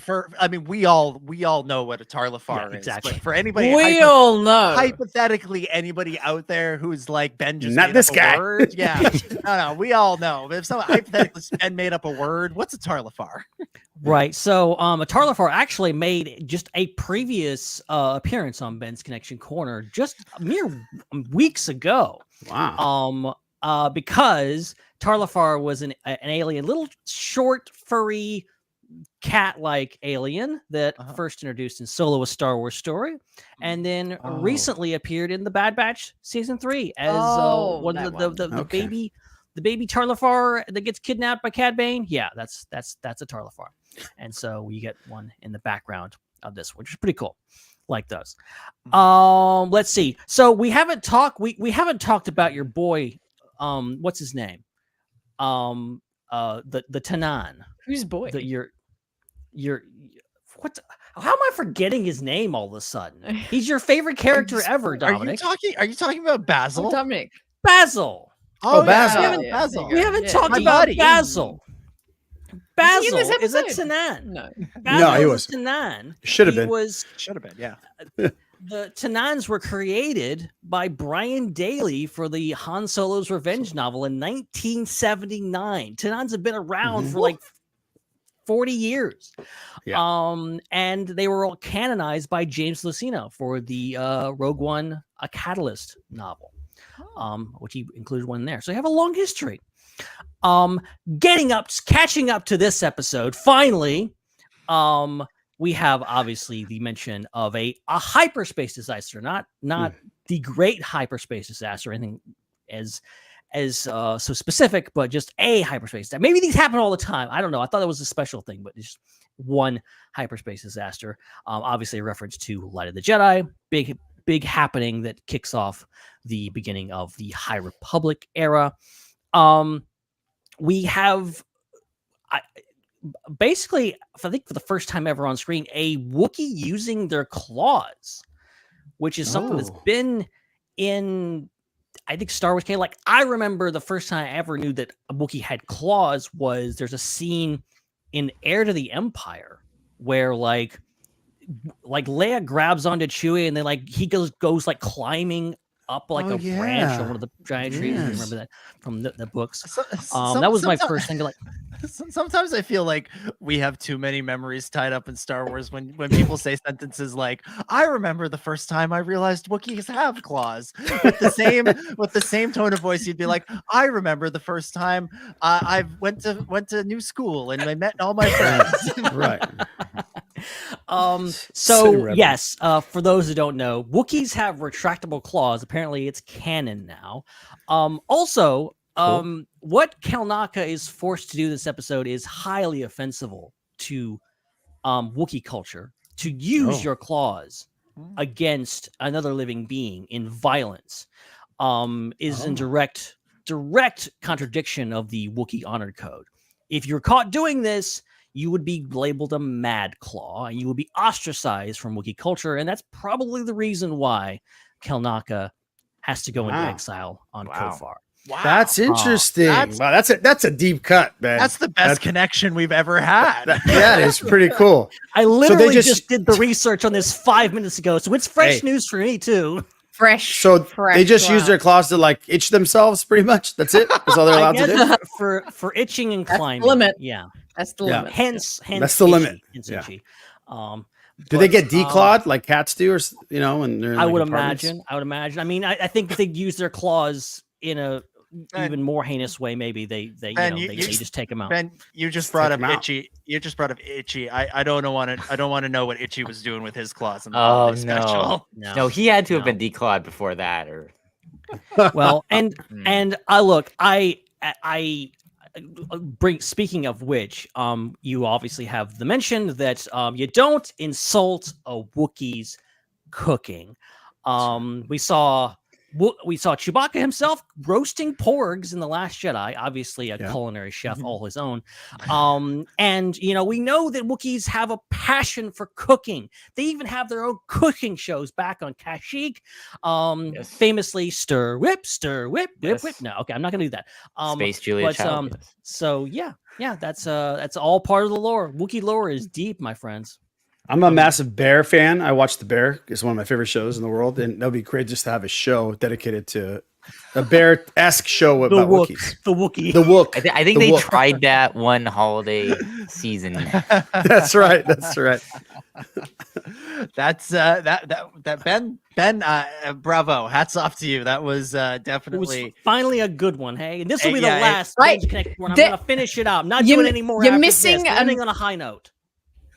Ben, but you're missing such a great connection, big connection this week. Okay. What is it? Hannah's connection corner.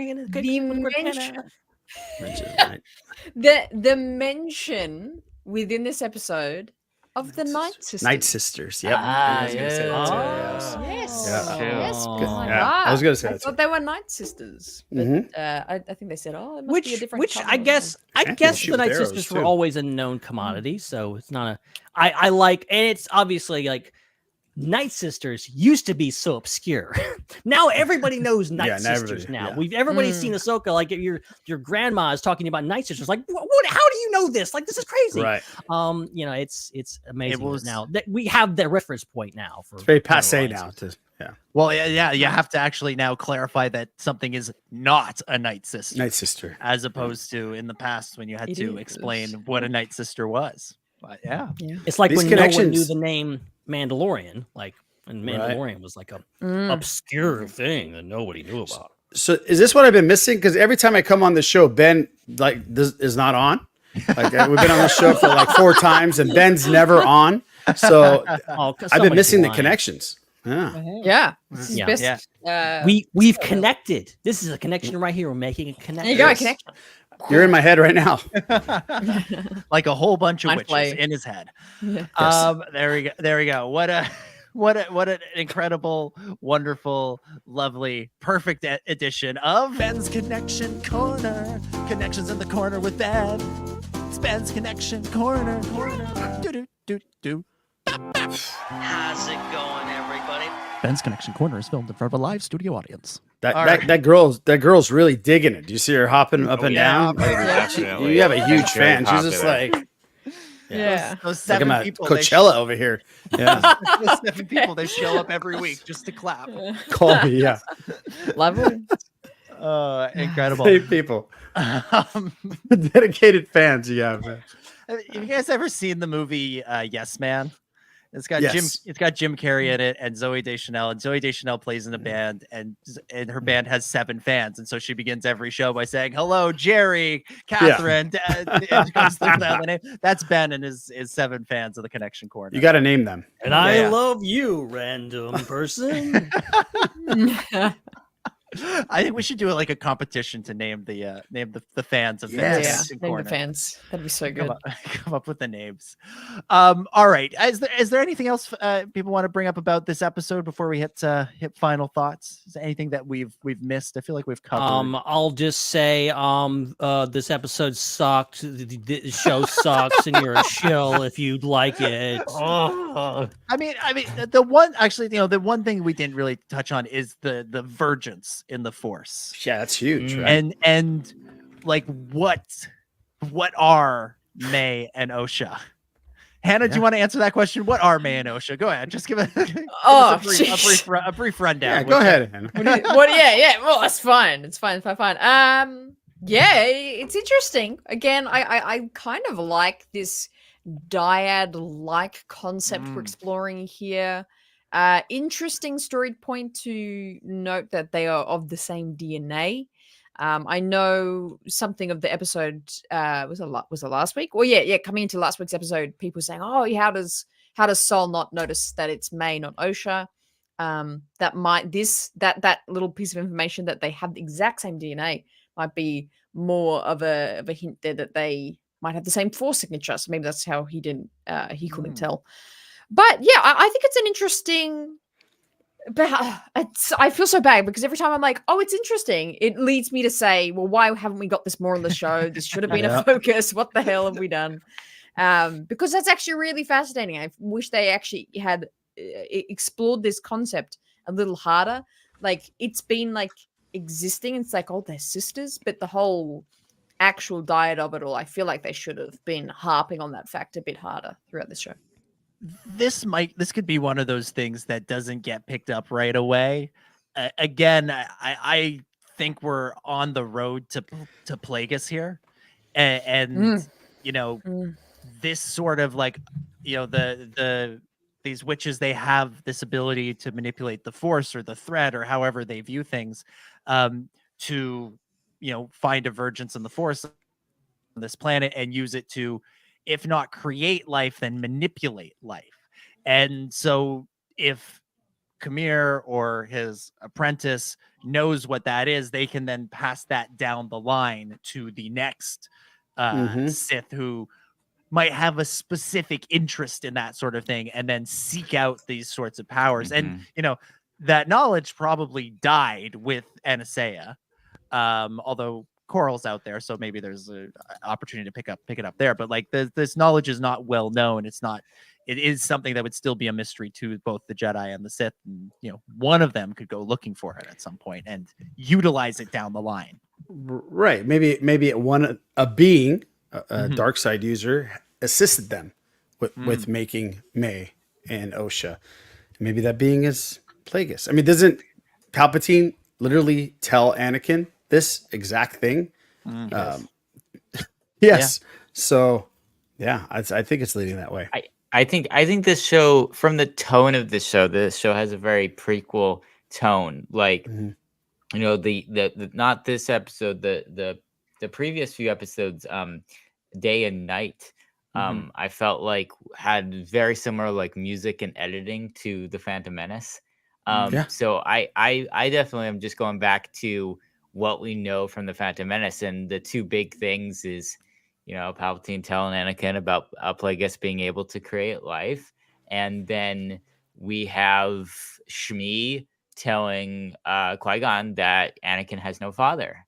And so, and we're not led to believe that, Shmi created Anakin in that situation. We're led to believe it was some outside force. So I think I'm using those two things to inform what I think about this situation. And I think that these girls just showed up and the witches didn't even know where they came from themselves, just in a similar way to Shmi and Anakin. So I think that there is some funny business going on with the Force, and this Vergence is, one thing or another, which is either a dark side user actually creating life, or the Force itself coming in and creating life in kind of a similar way to kind of Rey and the Force awakening through her. Yeah, I mean, they use the term Vergence a lot. When Qui-Gon talks about the Vergence in the Phantom Menace, it sounds like he's talking about Anakin, but the way Indara and Sol and everybody talks about it, they sound like they're talking about it being the planet, and there being something special about the planet. Maybe there's an element of that. Maybe there is, Tatooine, it's supposedly the planet that's farthest from, and yet everything takes place there. I've always thought there's something special about Tatooine. Nobody's really delved into why that is or what it could be, but it feels like it's an important place. And I remember like seeing those early set pictures from The Force Awakens, seeing a desert planet, being like, we're going to go back to Tatooine and we're going to explore this. JJ didn't do that. They came up with Jakku and did a whole bunch of other stuff. A lot of it good. But it still sort of feels like there might be some potential there that, these Vergences are there's places in the galaxy where the Force operates differently. And if you show up there, who knows what might happen especially if you start, trying to manipulate the Force in different. I mean, Dagobah is certainly one. Yeah, certainly. Went there. So yeah, I think those things are tied in. I interpreted that as them thinking it was the planet, but it was actually the girls, and they just didn't know. Oh, that's very possible too. But it's a cool theory too that the planet has something to do with it, just like other planets like Dagobah. I don't know if you guys touched about Ben's connection. I have another one. They played Kylo's theme again, by the way, this time without Chimere. Yeah, I went back and listened to it multiple times. So that's 3 times now they've played Kylo Ren's theme. There's got to be a reason. I mean, that's not a coincidence. Yeah, so. We're outside the segment. You can't submit a connection now. I've denied your connection. Out of bounds. Edit that out. Outside. No. I Leslie, what are you doing? What are you doing with this Kylo Ren thing? What are you doing? What is going on? That's why there's more. That's why there's. I think it's misdirection of. I think she means like. The kind of leg of the story is being wrapped up next week, but I think the whole thing is way deeper than a season. I agree, Chris. Yeah. It's like if Star Wars was only Star Wars, if it was only A New Hope, that movie it wraps up. If that was the only movie that was ever made, we would look at that as a great 70s classic. Boy, wasn't that great. and people would be like, hey, Darth Vader got away at the end. Like, what would have happened next? We would be sort of speculating about it. And well, there's this book called Splinter the Mind's Eye that you can pick up at Walden Books. Yeah. Walden Books. Nice pull. There you go. So B. Dalton was one. yeah. So I like that's again. That's why I keep saying that the Jedi storyline will wrap up next week. The story of the Acolyte, the actual like dark side Sith storyline, that is the main thrust of this, will continue in some form going forward. I mean, there's some suspicious going on with like we have one big cast member that has yet to appear in this show. He's gonna be in the last freaking scene. Just rewatch. Yep. We're gonna wait until like the last let's thing, go. and then we're gonna fade to black. Or as soon as he's gonna show up, and then immediately fade to black. Like that's what this is gonna be. I thought he was. I thought he was playing Basil. I thought that's what he does. That's what is Plagueis. Yeah, that's what he's doing. Yeah. Oh, amazing. All right, let's give some final thoughts and scores out of 10 for this episode. We'll go around the table one more time. And Hannah, why don't you start us off? Final thoughts and score out of 10 for season 1, episode 7. Oh God. Yeah. You set the number. You set the number, Hannah. Yeah. Hey. As an episode, it had some cool elements. Again, like Wookiee Jedi, just like swinging that saber around, just going full rage mode. It was epic, really, really epic. I thought that was really cool to see. Really cool expressions of the Force within this episode, but that I can't move past the way it just doesn't sit enough for me. It just does not make sense why this is here, what this is now. We rehash over so much. I feel like the big reveal just did not land at all for me. I have to give this a 5.5 out of 10. Ooh, give it 5.5. Hey. Yeah. 5.5 from Hannah. Yeah. Ben, you go next. Wow, I thought I was going to give it a low score. Jeez. Are you still both on Planet Stew, John? Yeah, who knows? I mean, look, there's a lot to love in this episode. There's a lot to love in this series. Like, there's so many good moments. I think, like, I like the message this episode was sending. I like the freaking Wookiee going ham and doing all kinds of crazy stuff and jumping around. Like, that's cool. That's something we've never seen in Star Wars before. That's something that this show has given us. You'll never make me say I hate this show or I hate this episode, but it does have its shortcomings, and I do have my disappointments with it overall. This episode in particular, like, I liked a lot of it. There is some frustrations, there is some underlying things, and I don't want to totally throw this episode under the bus just because I have some frustrations with the show overall, because I think this episode was pretty well constructed. It's probably one of my more well-liked episodes. I think I liked it better than last week's episode personally. But ultimately I'll give it a 7.5. I think it's a solid episode, but also like it's just episode 3 again. Right. Yeah. 7.5 from Ben. Iraj, what about you? Final thoughts, score out of 10. Yeah, I'm kind of again right there with Hannah. I just think it didn't land. The payoff wasn't big enough. It has me asking way too many questions. Hopefully, after watching the finale, I'll go back and watch this and go, okay, this is cool. This kind of made sense. Yeah, Wookiees, lightsabers, awesome. Choreography, great.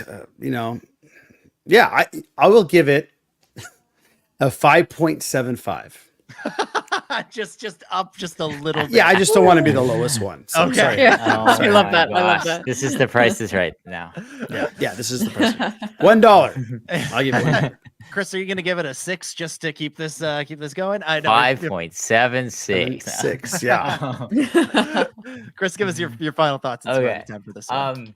So 2 comparisons to other media that I thought of, and one's kind of interesting given what's happening right now out of universe. So the first comparison, going way back to something that is now regrettably pretty ancient. This reminded me of the Harry Potter movie, The Prisoner of Azkaban, when there was they went through the timeline again and showed everything from a different angle.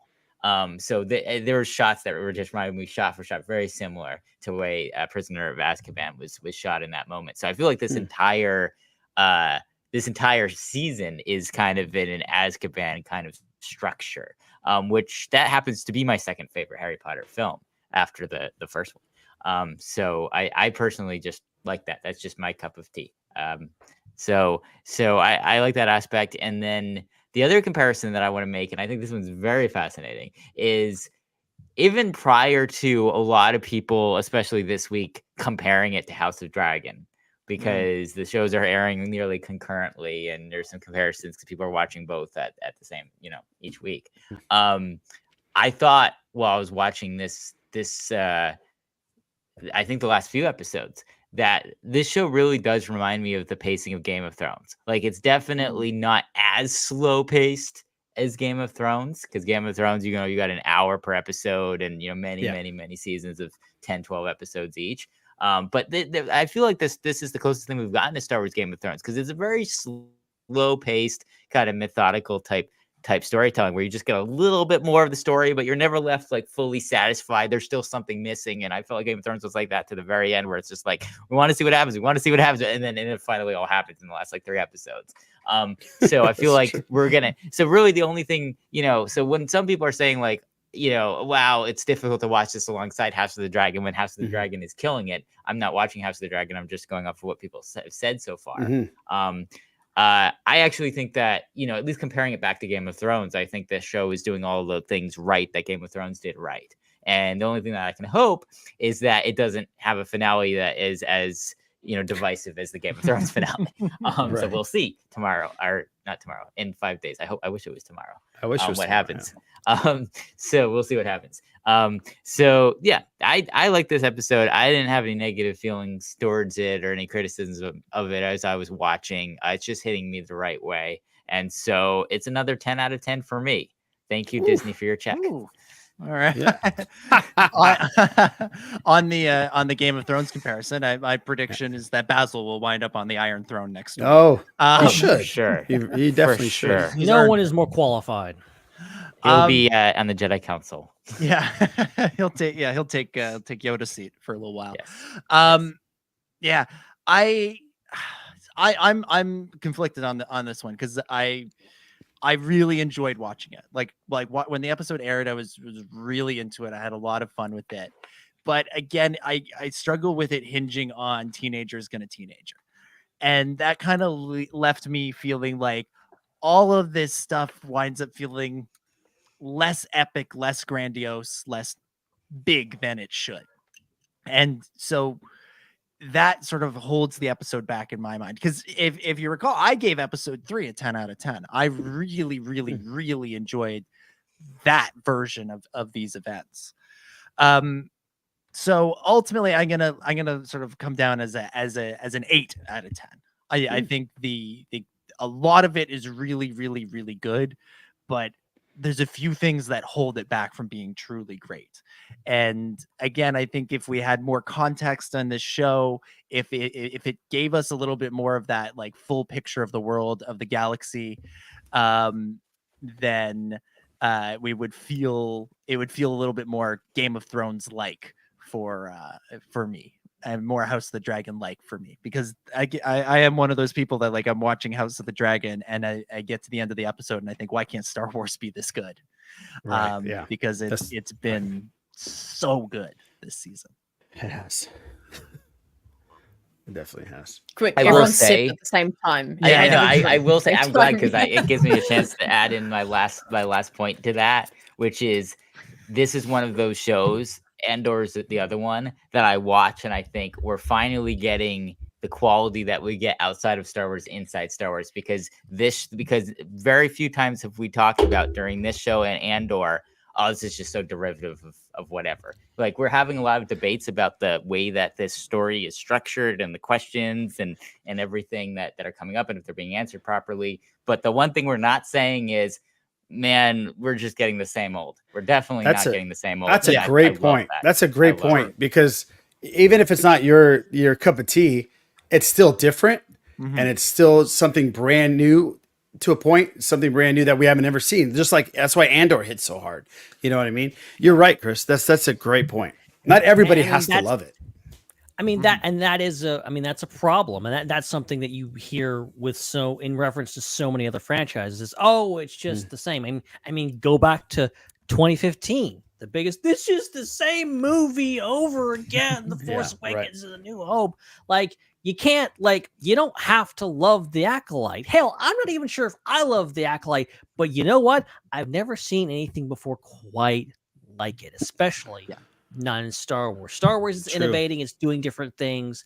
I'll always appreciate that. Even when I don't particularly care for the execution or the story, I can still appreciate that, hey, they did something new that I hadn't seen before. 100%. Yeah, that's one of those things we always say. You don't have to love everything, but it's better that they try some new stuff. Right. Let's do a quick round of Ask the SWU, where we answer some questions from the listeners. We'll start with the super chats with the Soupies. Joel sent in 3, and they all kind of link up together. So I think we'll hit them all at once. Joel first says, do you think Disney Plus Star Wars will simply go away, or will be more or less reduced to one live action show a year and an ongoing animated series? Follows up by saying, I was listening to the Force Center podcast, and Ken Knapsack mentioned that apparently it was a quote unquote battle to get Disney to approve season 2 of Ahsoka. Chances are it'll be the same for Acolyte season 2. And then adding, outside of Andor, it seems Star Wars streaming is not interested in telling a House of the Dragon level complex multi-plot stories. They're more simplistic. So on the first point, are we going to see a reduction in the amount of Star Wars shows on Disney Plus? I think yes. I don't think we're going to have 3 shows a year the way we did a couple of years ago. I think next year is going to be kind of the last gasp of that, with Andor 2 and Skeleton Crew. And then after that, it'll be exactly what Joel said, 1 live action show a year and 1 animated show a year, because the movies are coming back. The movies are coming back, and that's where the focus is going to be. And it wouldn't shock me if more shows become movies, the way Mandalorian is becoming a movie, the way the Lando show has apparently become the Lando movie. It wouldn't shock me if we get an Acolyte movie somewhere down the line, and potentially, continuing that along with some of these other shows. So I think we're gonna turn down the volume a little bit on Disney Plus so that we can crank up the volume in the theaters again. Yep. I think a lot of people have been saying this, not just me right now, of just the idea that the Acolyte might play better. I think it will play better in a binge format. I'm just 100%. Anybody that's coming in right now and watching it from beginning to end, maybe in one sitting, because all the episodes aren't that long, actually. I think it would be really pretty easy to knock out Acolyte in one sitting. Oh yeah. I think you're going to have a completely different, type of atmosphere and feel to it. But also, I kind of like to see what Leslie Handlin could do with a movie, with instead of all these kind of shorts, just compile it into a 2-hour, maybe even a 3-hour movie, and do a mystery in that. And it's not week to week. It's you get a beginning, middle, and an end, and maybe it's told out of order, but it's still within that confines. I'd love to see that.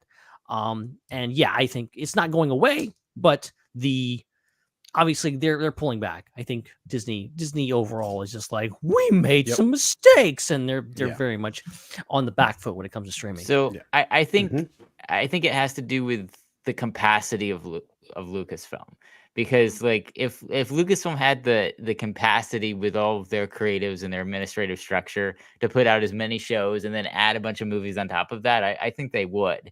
But I think the only reason why you might see one less show is because there's one more movie that year, and that's about it. Because you have Jon Favreau working on a movie instead of a show or something situation like that. But I mean, again, Disney Plus has 150 million subscribers. So that means that they're bagging $1 billion a month. So that means that having people continue to say subscribe to Disney Plus is the same as having a top 5 blockbuster in theaters every single month of the year throughout the whole year.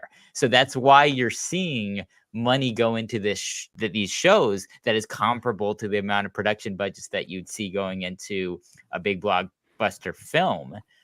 Because essentially these shows are like blockbuster films when it comes to how much revenue it's bringing into Disney. So I can't imagine that they're going to throttle it too much, because they don't want those subscribers to start sliding down. They need to have enough shows per year to keep each fan base, the Marvel fan base, the Star Wars fan base, the core Disney fan base, and any of the other franchises that are IPs that are involved. They need to keep them subscribed to Disney Plus, and they need to keep them entertained with the various packages they have with like Hulu and ESPN Plus, and how they're packaging it different globally. So yeah, I can't imagine it's going to throttle too much, because they're making $1 billion a month off of this thing. Like that they can't. It's like, yes, you want to make $1 billion a few times a year from movies as well, and it might be worth it to mix more of those in so you can capture that market as well. But you can't completely throttle it all the way, because it's making so much money. I just can't see that happening. I mean, what about like if the year in Star Wars was excuse me, like a Bad Batch style show, like Clone Wars animated thing, a live action show like The Acolyte, Mandalorian and Grogu in theaters, and let's say a one-off week of Star Wars Visions or Tales of the Something. I think you're right about that, but I think you're missing one thing, and that is I think there's still going to be something in the Mandoverse too. I mean, Mando and Grogu, but yeah. So because there's not going to be a Mandoverse movie every single year. So there's two that we know about. There's the Filoni one and there's the Favreau one. But I think that we haven't seen the last of the Mandalorian on Disney Plus. I don't think. I honestly, it wouldn't shock me if we go Skeleton Crew next year, Mando and Grogu in theaters 2026, Ahsoka 2 on Disney Plus 2027, and then Dave Filoni's movie 2028, Heir to the Empire, and then that's the Mandoverse, more or less wrapped up. I feel like the Mandoverse is starting to wind down. For a minute there, it felt like or for a while there, it felt like it was building out. You have multiple seasons of Mandalorian. You had Ahsoka and Book of Boba Fett. We don't talk about Rangers of the New Republic because it doesn't exist anymore. You have Skeleton Crew started building out. Now it feels like everything's shrinking back in. We aren't getting another season of Mandalorian that we know of, but it is going to the theaters. There will be a second season of Ahsoka. After that, it's a mystery. Skeleton Crew is this sort of odd thing that's kind of been floating out there for a while. Is it done? Is it not? What's it going to be? But it sounds like it's a sort of a one and done. And then, like the Filoni movie has been announced as the culminating event, quote unquote. Right. So the end is in sight for the Mandoverse. When's the Mangold film supposed to come out? I mean, the only one we have a release date for is never. The only one we have a release date for is Mando and Grogu, and then the Rey movie is supposed to be after that. So I would I think the Rey movie too. I think Filoni is pretty far into the future at this point. Like I kind of expect there to be one thing that hasn't been announced yet, at least. Oh, I'd love that. Yeah. I'd love that if that were the case. And D23 is coming up next again. month. You have to think about how, like, from a marketing point of view, like Grogu is the best thing that Star Wars has for marketing. That's the top tier thing. Like, I literally will go into houses replaced by Basil. Yeah, I'll go into houses of people that I've never talked to about Star Wars before. And there'll just be a Grogu something, like a poster somewhere or whatever. And I'll just be like, oh my gosh, this thing is just osmosis permeating into every single corner of the universe here, of the world. And honestly, I've worked with somebody. Their water bottle was covered in Grogu stuff. They had all this Grogu merch. And I said, oh, yeah, I love the water bottle. Love all the Grogu stuff. I'm a big Star Wars fan, too. I got the tattoo. And they're like, oh, I'm actually not really a Star Wars fan. I just like Baby Yoda. And I was like, exactly. It's such a big thing. It's such a big thing that I just can't imagine that they would like sunset that they drop would, them. Yeah. Just be like, okay, we're having the finale for the story with Especially Grogu, Disney, you know, in 3 or 4 years from now. Like I think that they, you know, they have some brilliance built into that with the fact that it is canon that species ages at an unpredictable rate. It's so true. So, you know, they can keep him as for 100 years, a baby for, you know, decades as all the other actors, you know, age, and, you know, the storyline continues, put him into, you know, the same era as the Rey movie. Like, they can do all that.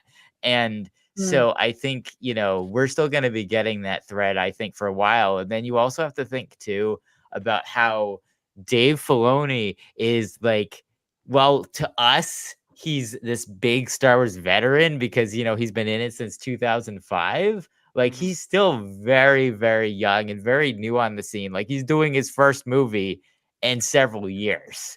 Like, he has a lot. The last movie he did was the Clone Wars movie. That was intended to be a movie. Yeah. And so I think, you know, I think that we're not even at the beginning yet of the large portion of Dave Filoni's career as a creative person. And I think that the characters of Ahsoka and Grogu specifically, which I think are the two most popular characters that he's associated with and that he likes going back to, like, I think that we're going to be getting Ahsoka and Grogu for probably the next 20 to 30 years, just like we got Vader from 1977 all the way to him in 2016 and Rogue One being a major part of that film. I think that the TV shows in the future will be there to support the movies. I think they're going to bring the movies back and make them the centerpiece, as opposed to coming out of 2019. Rise of Skywalker was big, but maybe not as big as they wanted it to be. Mandalorian took over as the big thing. Yeah. And I think now they want to say, okay, no, we're taking the Mandalorian and the Grogu and we're putting them on the big screen because that's the big thing now. But it doesn't mean that the TV shows are going away. I think they will just they'll have more experimental projects, a la the Acolyte, a la the Mandalorian. Back in 2019, having a dude who never shows his face and a puppet as your stars maybe sounded kind of crazy, but we know it works. So they're giving him at least one, if not multiple movies. So I think that in that case, it'll be like the weird stuff will be on Disney Plus and the big stuff will be on things, and then we'll see them interconnect. But I think once the big stuff happens on screen, it'll probably stay there for a while before it goes back to the TV. And that's what Marvel's done in this phase, by the way. It's this exact. They've set up all the TV shows to lead into the next phase of what we're going to see. Yeah, and just to hit on Hannah, you go, and then I was going to move on to the next thing. Oh, it was just the thing that Dom, you mentioned D23 coming up. Yeah. I think is very key because I've seen in the rumor mill that they have potentially started filming or will be about to start filming the Mando Grogu movie. So I would hope that there's some sort of, even if it's just Kathy coming on stage being like, we've started. And like, that's all they say. You know, like, I think that's enough to really get people going, because we have talked about so many writers, directors coming in, Lando, Republic, whatever, the next movie, here we go. We've talked about it for so long. And we've gotten so far in the process, but we haven't ever had a situation when they said, we're making this movie, it's in production, and it hasn't been. So if they say that statement, I think that's really important. Not that I think they wouldn't ever do the Mando movie, but I hope that that's the big reveal of D23. Yeah, I gotta think they're flying Jon Favreau in to go, hey, you know where I was yesterday, day one of shooting, and here's a picture of me and Baby Yoda on set with the camera. Think about this: Pedro will be there for the Fantastic Four stuff, so it'll be very easy for him to just hop on and say, I'm actually in this one, guys. I will be there. I will be. I want a physical representation of what's going on with Pedro Pascal and his career. I want a live on stage tug of war between Jon Favreau and Kevin Feige, and just each of them have a Pedro Pascal arm. Just, no, he's mine. No, he's mine. Yeah, and HBO for Last of Us. They got his legs. They just they got his legs. Yeah, they crashed the show. The D23. Like, we weren't invited. We're just here for Pedro. Thank you. And Gladiator for the other leg. Yeah, he's in everything. Yeah. Russell Crowe can show up and take the other leg. Right. Oh my goodness. Okay, let's Chris, you wanted to comment on the other part of this, right? Yes? No? Yep. Maybe so. He's deep in thought. Sorry. I did the thing where I muted the tab, which I've done 3 times in my entire life, and I'm like, where did the sound go? Yes, the last thing I wanted to mention too was Joel's comment about outside of Andor, it seems Star Wars streaming is not interested in telling House of the Dragons complex multi-plot stories. They're more simplistic. I think that kind of falls into the line of House of the Dragons is very much a mature audience show. It is definitely not a kids show or a general audience show. Oh my gosh, if anything ever wasn't. So I think that Star Wars still being for general audience, and while certain things are definitely pushing it for that, I feel, and Andor I think was definitely pushing it for the upper end of that PG-13.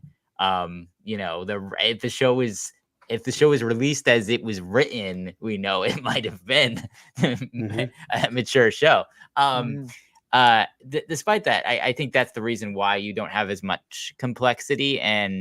But I still think we're still, like you mentioned, Joel, we're still going to get it here and there, just like the Andor. I think they are interested in having certain shows that do work with that, because you have certain creators that go on board that are really passionate about telling those more complicated adult, kind of real world type visceral stories, political stories like that. And we're still going to get that. And I like having that balance. I, of course, being, a 30-something-year-old person myself, would wish that the scales was tipped a little bit more in favor of stuff like Andor and a little bit less in favor of the general audience. But I also understand that, I'm at the point now where probably the majority of people watching this are younger than me.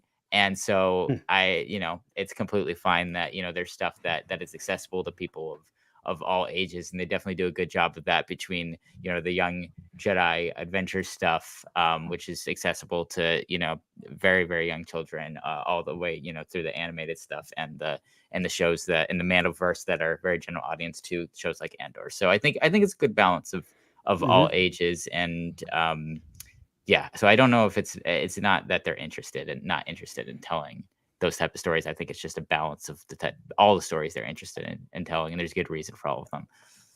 Yeah. And, if I had to sort of boil down why I'm maybe less hyped on the Acolyte than I wanted to be, it is a game of not managing expectations, because I think I went into it expecting something that was more like Andor. And the end result has been something that's more like the Jedi version of the Mandalorian, which is, again, not a bad thing. I'm not saying that that's a bad thing. I don't mean that as like a real negative. It's just my expectations for Mando are calibrated differently from my expectations for Andor now.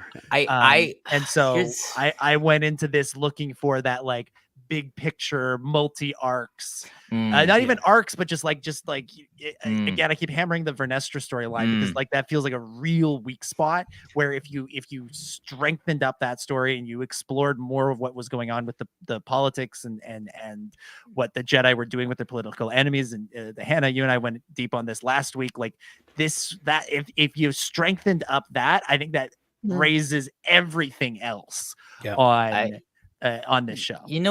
That's interesting is like you just have to look at kind of what spectrum you're grading on, because there's multiple ones. So you have the spectrum of complexity as far as how many plots are interweaving with each other, and that's definitely one where the show's pretty simplistic. It's got pretty much a core plot with a little side off thing, and it's like a sidecar,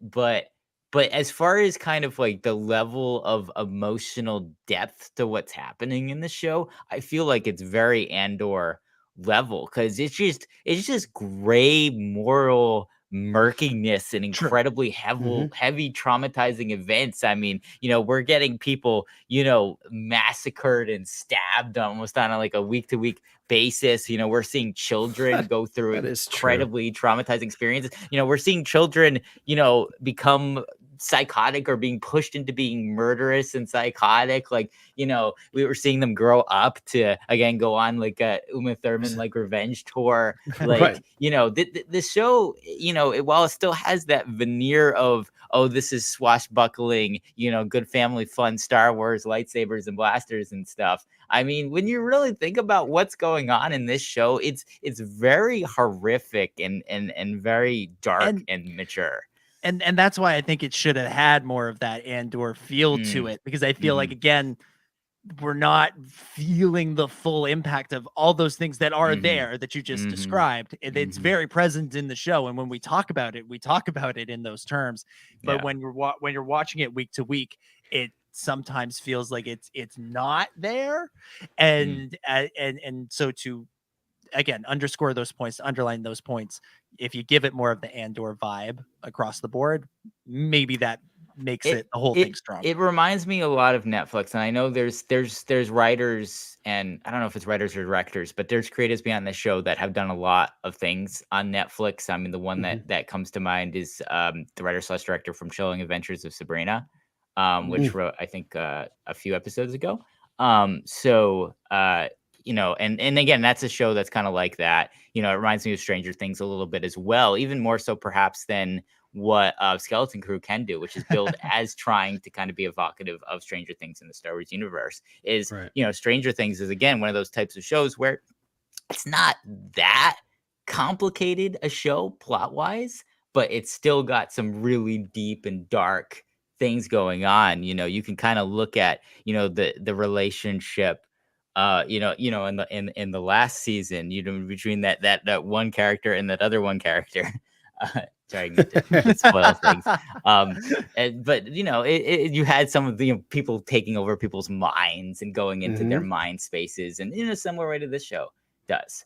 So I think it's playing kind of within the similar field of that kind of broader, we've now acknowledged the fact that Dungeons and Dragons is what kids were actually doing, so we're not going to feed them PG stuff because Dungeons and Dragons isn't necessarily, PG. And now we've got almost like Dungeons and Dragons and Star Wars. I mean, one of the things that I thought too about this show that I forgot to mention was this show is the one that reminds me the most of role playing, because of the fact that there's all these different powers and things going on, and all these different things that people are playing with, like the moment where the witches, it's just reminding me very much of powers of like mages and wizards and such. So there's a lot going on, but I'll end by saying, as with anything Star Wars, there is a microscope put onto it that is not put onto other things. There's that microscope of those intense expectations and the weight of a massive fan base with so many diverse things that they want out of the show, that, it's hard to just kind of find something and appreciate it or move on from it when you don't, because this is the thing where everybody's focusing on culturally, not just because we have a podcast about it, but the entire internet is doing that. So it's an interesting situation, but sometimes I kind of take a step back and I want to be like, all right, if I wasn't into Star Wars, if I was more of a fan of Marvel or some other Lord of the Rings, would I appreciate this show as someone just going in and watching a show and finding it interesting and entertaining? And this show, I think, definitely does that. I think this show and Andor definitely are shows that, even if you're not a Star Wars fan, I think they're going to capture your intrigue a lot. Yeah. It's definitely one of the most violent things we've seen live action Star Wars or animated. Yeah. The deaths are crazy. Yeah. It's messed up. There's some messed up stuff in the show. It is messed up. Like there's some, like childhood trauma and murder and stuff. I think we might even get demonetized if we keep talking about it on Yes, on right, YouTube. So let's just not go there. I'm just gonna think about your connection. Jedi kebab, man. A Jedi kebab. It's the best part. Said too much. Oh my god. Well, I think that, Ben, is the place to leave it for this week. And begin to wrap things up, seeing as you've just threatened us with demonetization. So Yes, right. I think that means we have to trying to protect the brand, man. end the show and wrap things up for this week. Fantastic. So that'll do it for this episode of the Star Wars Underworld Podcast. If you're watching on YouTube, make sure that you subscribe. Punch that subscribe button, Chewy. And we also appreciate if you subscribe and review if you're listening to the show on a podcast app. Thank you, everyone who super chatted with us. And thanks to our channel members for keeping things going over here. Mainly, we need the money to flip Hannah's image so that it's not upside down. I'm upside down here in Australia. It's expensive. That's the only It's way really I am expensive to upright do right that. now. It requires a lot of Invent complicated software and tech. So, Dominic, awesome. thank you so much for hosting tonight. Oh, it's my pleasure. As always, this was great fun. I am really looking forward to the finale next week and seeing where all of this winds up taking us, because it has been a fun ride, and it's anytime you get a Star Wars finale, it's exciting. We have to see how these stories wrap up and see where they might what breadcrumbs they might leave us for the future. I will plug, I've got not one but two new posts up on the old Substack, DominicGJones.substack.com, aka Hot Off the Press. One is an in-depth dive into the first 4 episodes of The Acolyte, and the other is just talking about some good movies that have come out in 2024. So go give those a read. Subscribe to the Substack. Again, Dominic G. Jones Stack. G. Jones. Yeah, You sound like a PI. Yeah, that's pretty Dominic cool. G. Jones. Dominic G. Jones. Gonna look in. Yeah, well, I also solve mysteries on the side. So if you need to, connect, let me know, and I'll look into, whatever you got going on. But yeah, great fun. Can't wait to do all this again next week. You can follow Dominic personally as well at DominicJ25. Ben, thank you so much for hosting as well. Oh, it was a pleasure as always. Even when the subject matter that we're talking about is less than I want it to be, the discussion is always A+. Oh, okay. Hey, progress update. Oh, not much this Hey. week. Not much. I thought it Don't was. drop it. Don't drop it. I thought it We was got done landing for a gear. second. We got a roof partially. Almost There's there. still no Roof, half a cockpit. roof. There's no forward mandibles. There's one more bag, and my goal is to be done with this damn thing by the end of next week's show. Nice. Ben, are you Well not done. having fun with this? Because you always have really I'll pull a stressed Harrison out. Ford and just Yeah, act throw it on like the that gun and we bust made it. you do this. Yeah, this Or like was Yeah. this You was did. your You did. idea. Review the footage. You put a gun to my head. I remember it. You're making me nervous with that thing, man. I was like, he's gonna drop it. That'd be awful. That would be awful. You know what? Starships are meant to fly. So Oh, there you go. What a random lyric. That was ominous. yes. Put that in the credits of a Star Wars show. Come on. Starships are meant to. There you go. Perfect. Oh, Dean will love You'll that. fly Sounds like too. Higher than Mother Isaiah. Yeah. Oh, All right. You can follow Ben on social media at Ben Hart with no E. Encourage him on his Lego building journey. And we have a new member shout out, Joseph Cooper. Thank you so much for becoming a member of the Star Wars Underworld Network. And thanks for all the awesome comments that you've been leaving in the live stream as well. We've been reading all of them. Thank you. Hannah, thank you so much for hosting as well. Thanks so much. Bloody good time, as always, my friends. And also, I've changed my mind. I want to flip it. I want to rate last week's episode a 5.5 out of 10. And I want to rate this week's episode a 6 out of 10. oh, that's awful. That's awful. I see what you did. I see what you did. You gotta change. You're like a 6.1 now. You gotta be a 6.1. Yeah, mine's definitely a 6.1. This is an auction now. All right, we have 6. We have 6. Do we have 6.1? Do we have 6.1? Go once. Go twice. See how I'm 6.3. I got a 6.3. It's sold. Yeah. That's right.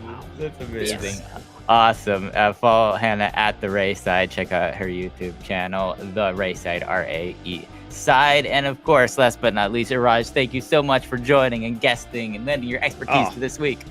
Oh, okay. It was a blast. I love coming on this show. Every time I come on the show, this is a new one because Ben's here, but every time I do come on, I always say, like, we've had like 400 and something episodes. And if it wasn't for podcasts at that time, like Star Wars Underworld, they were like one of the first ones that I listened to.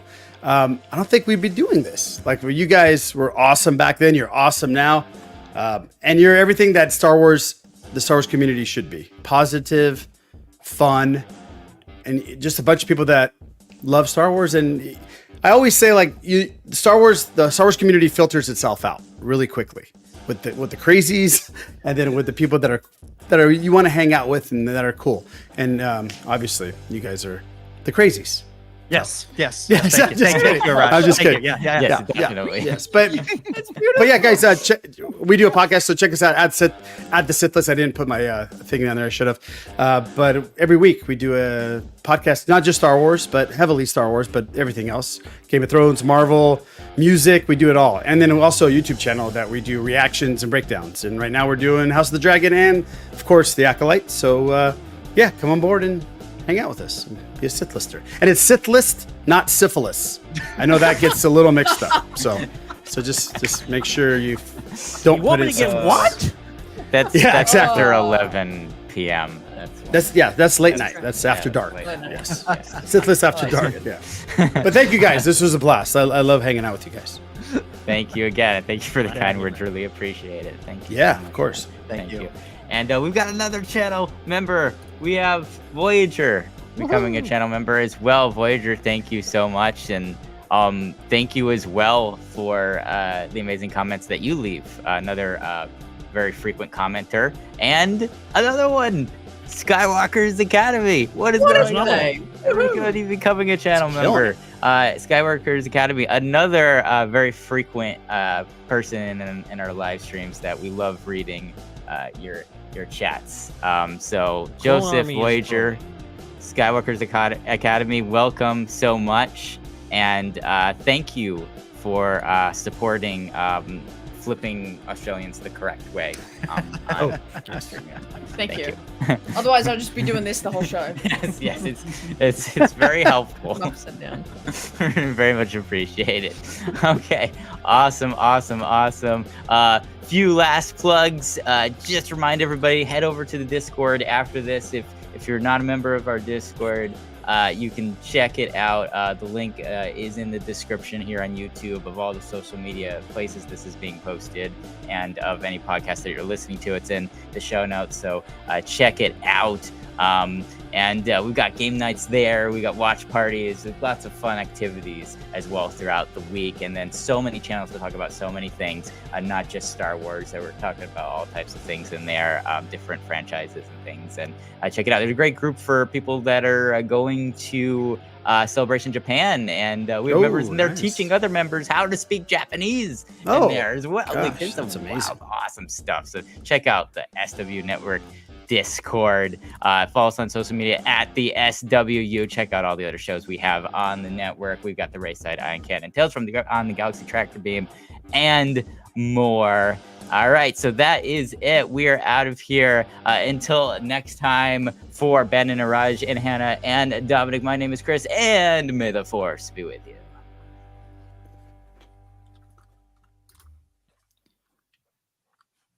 It's a wrap.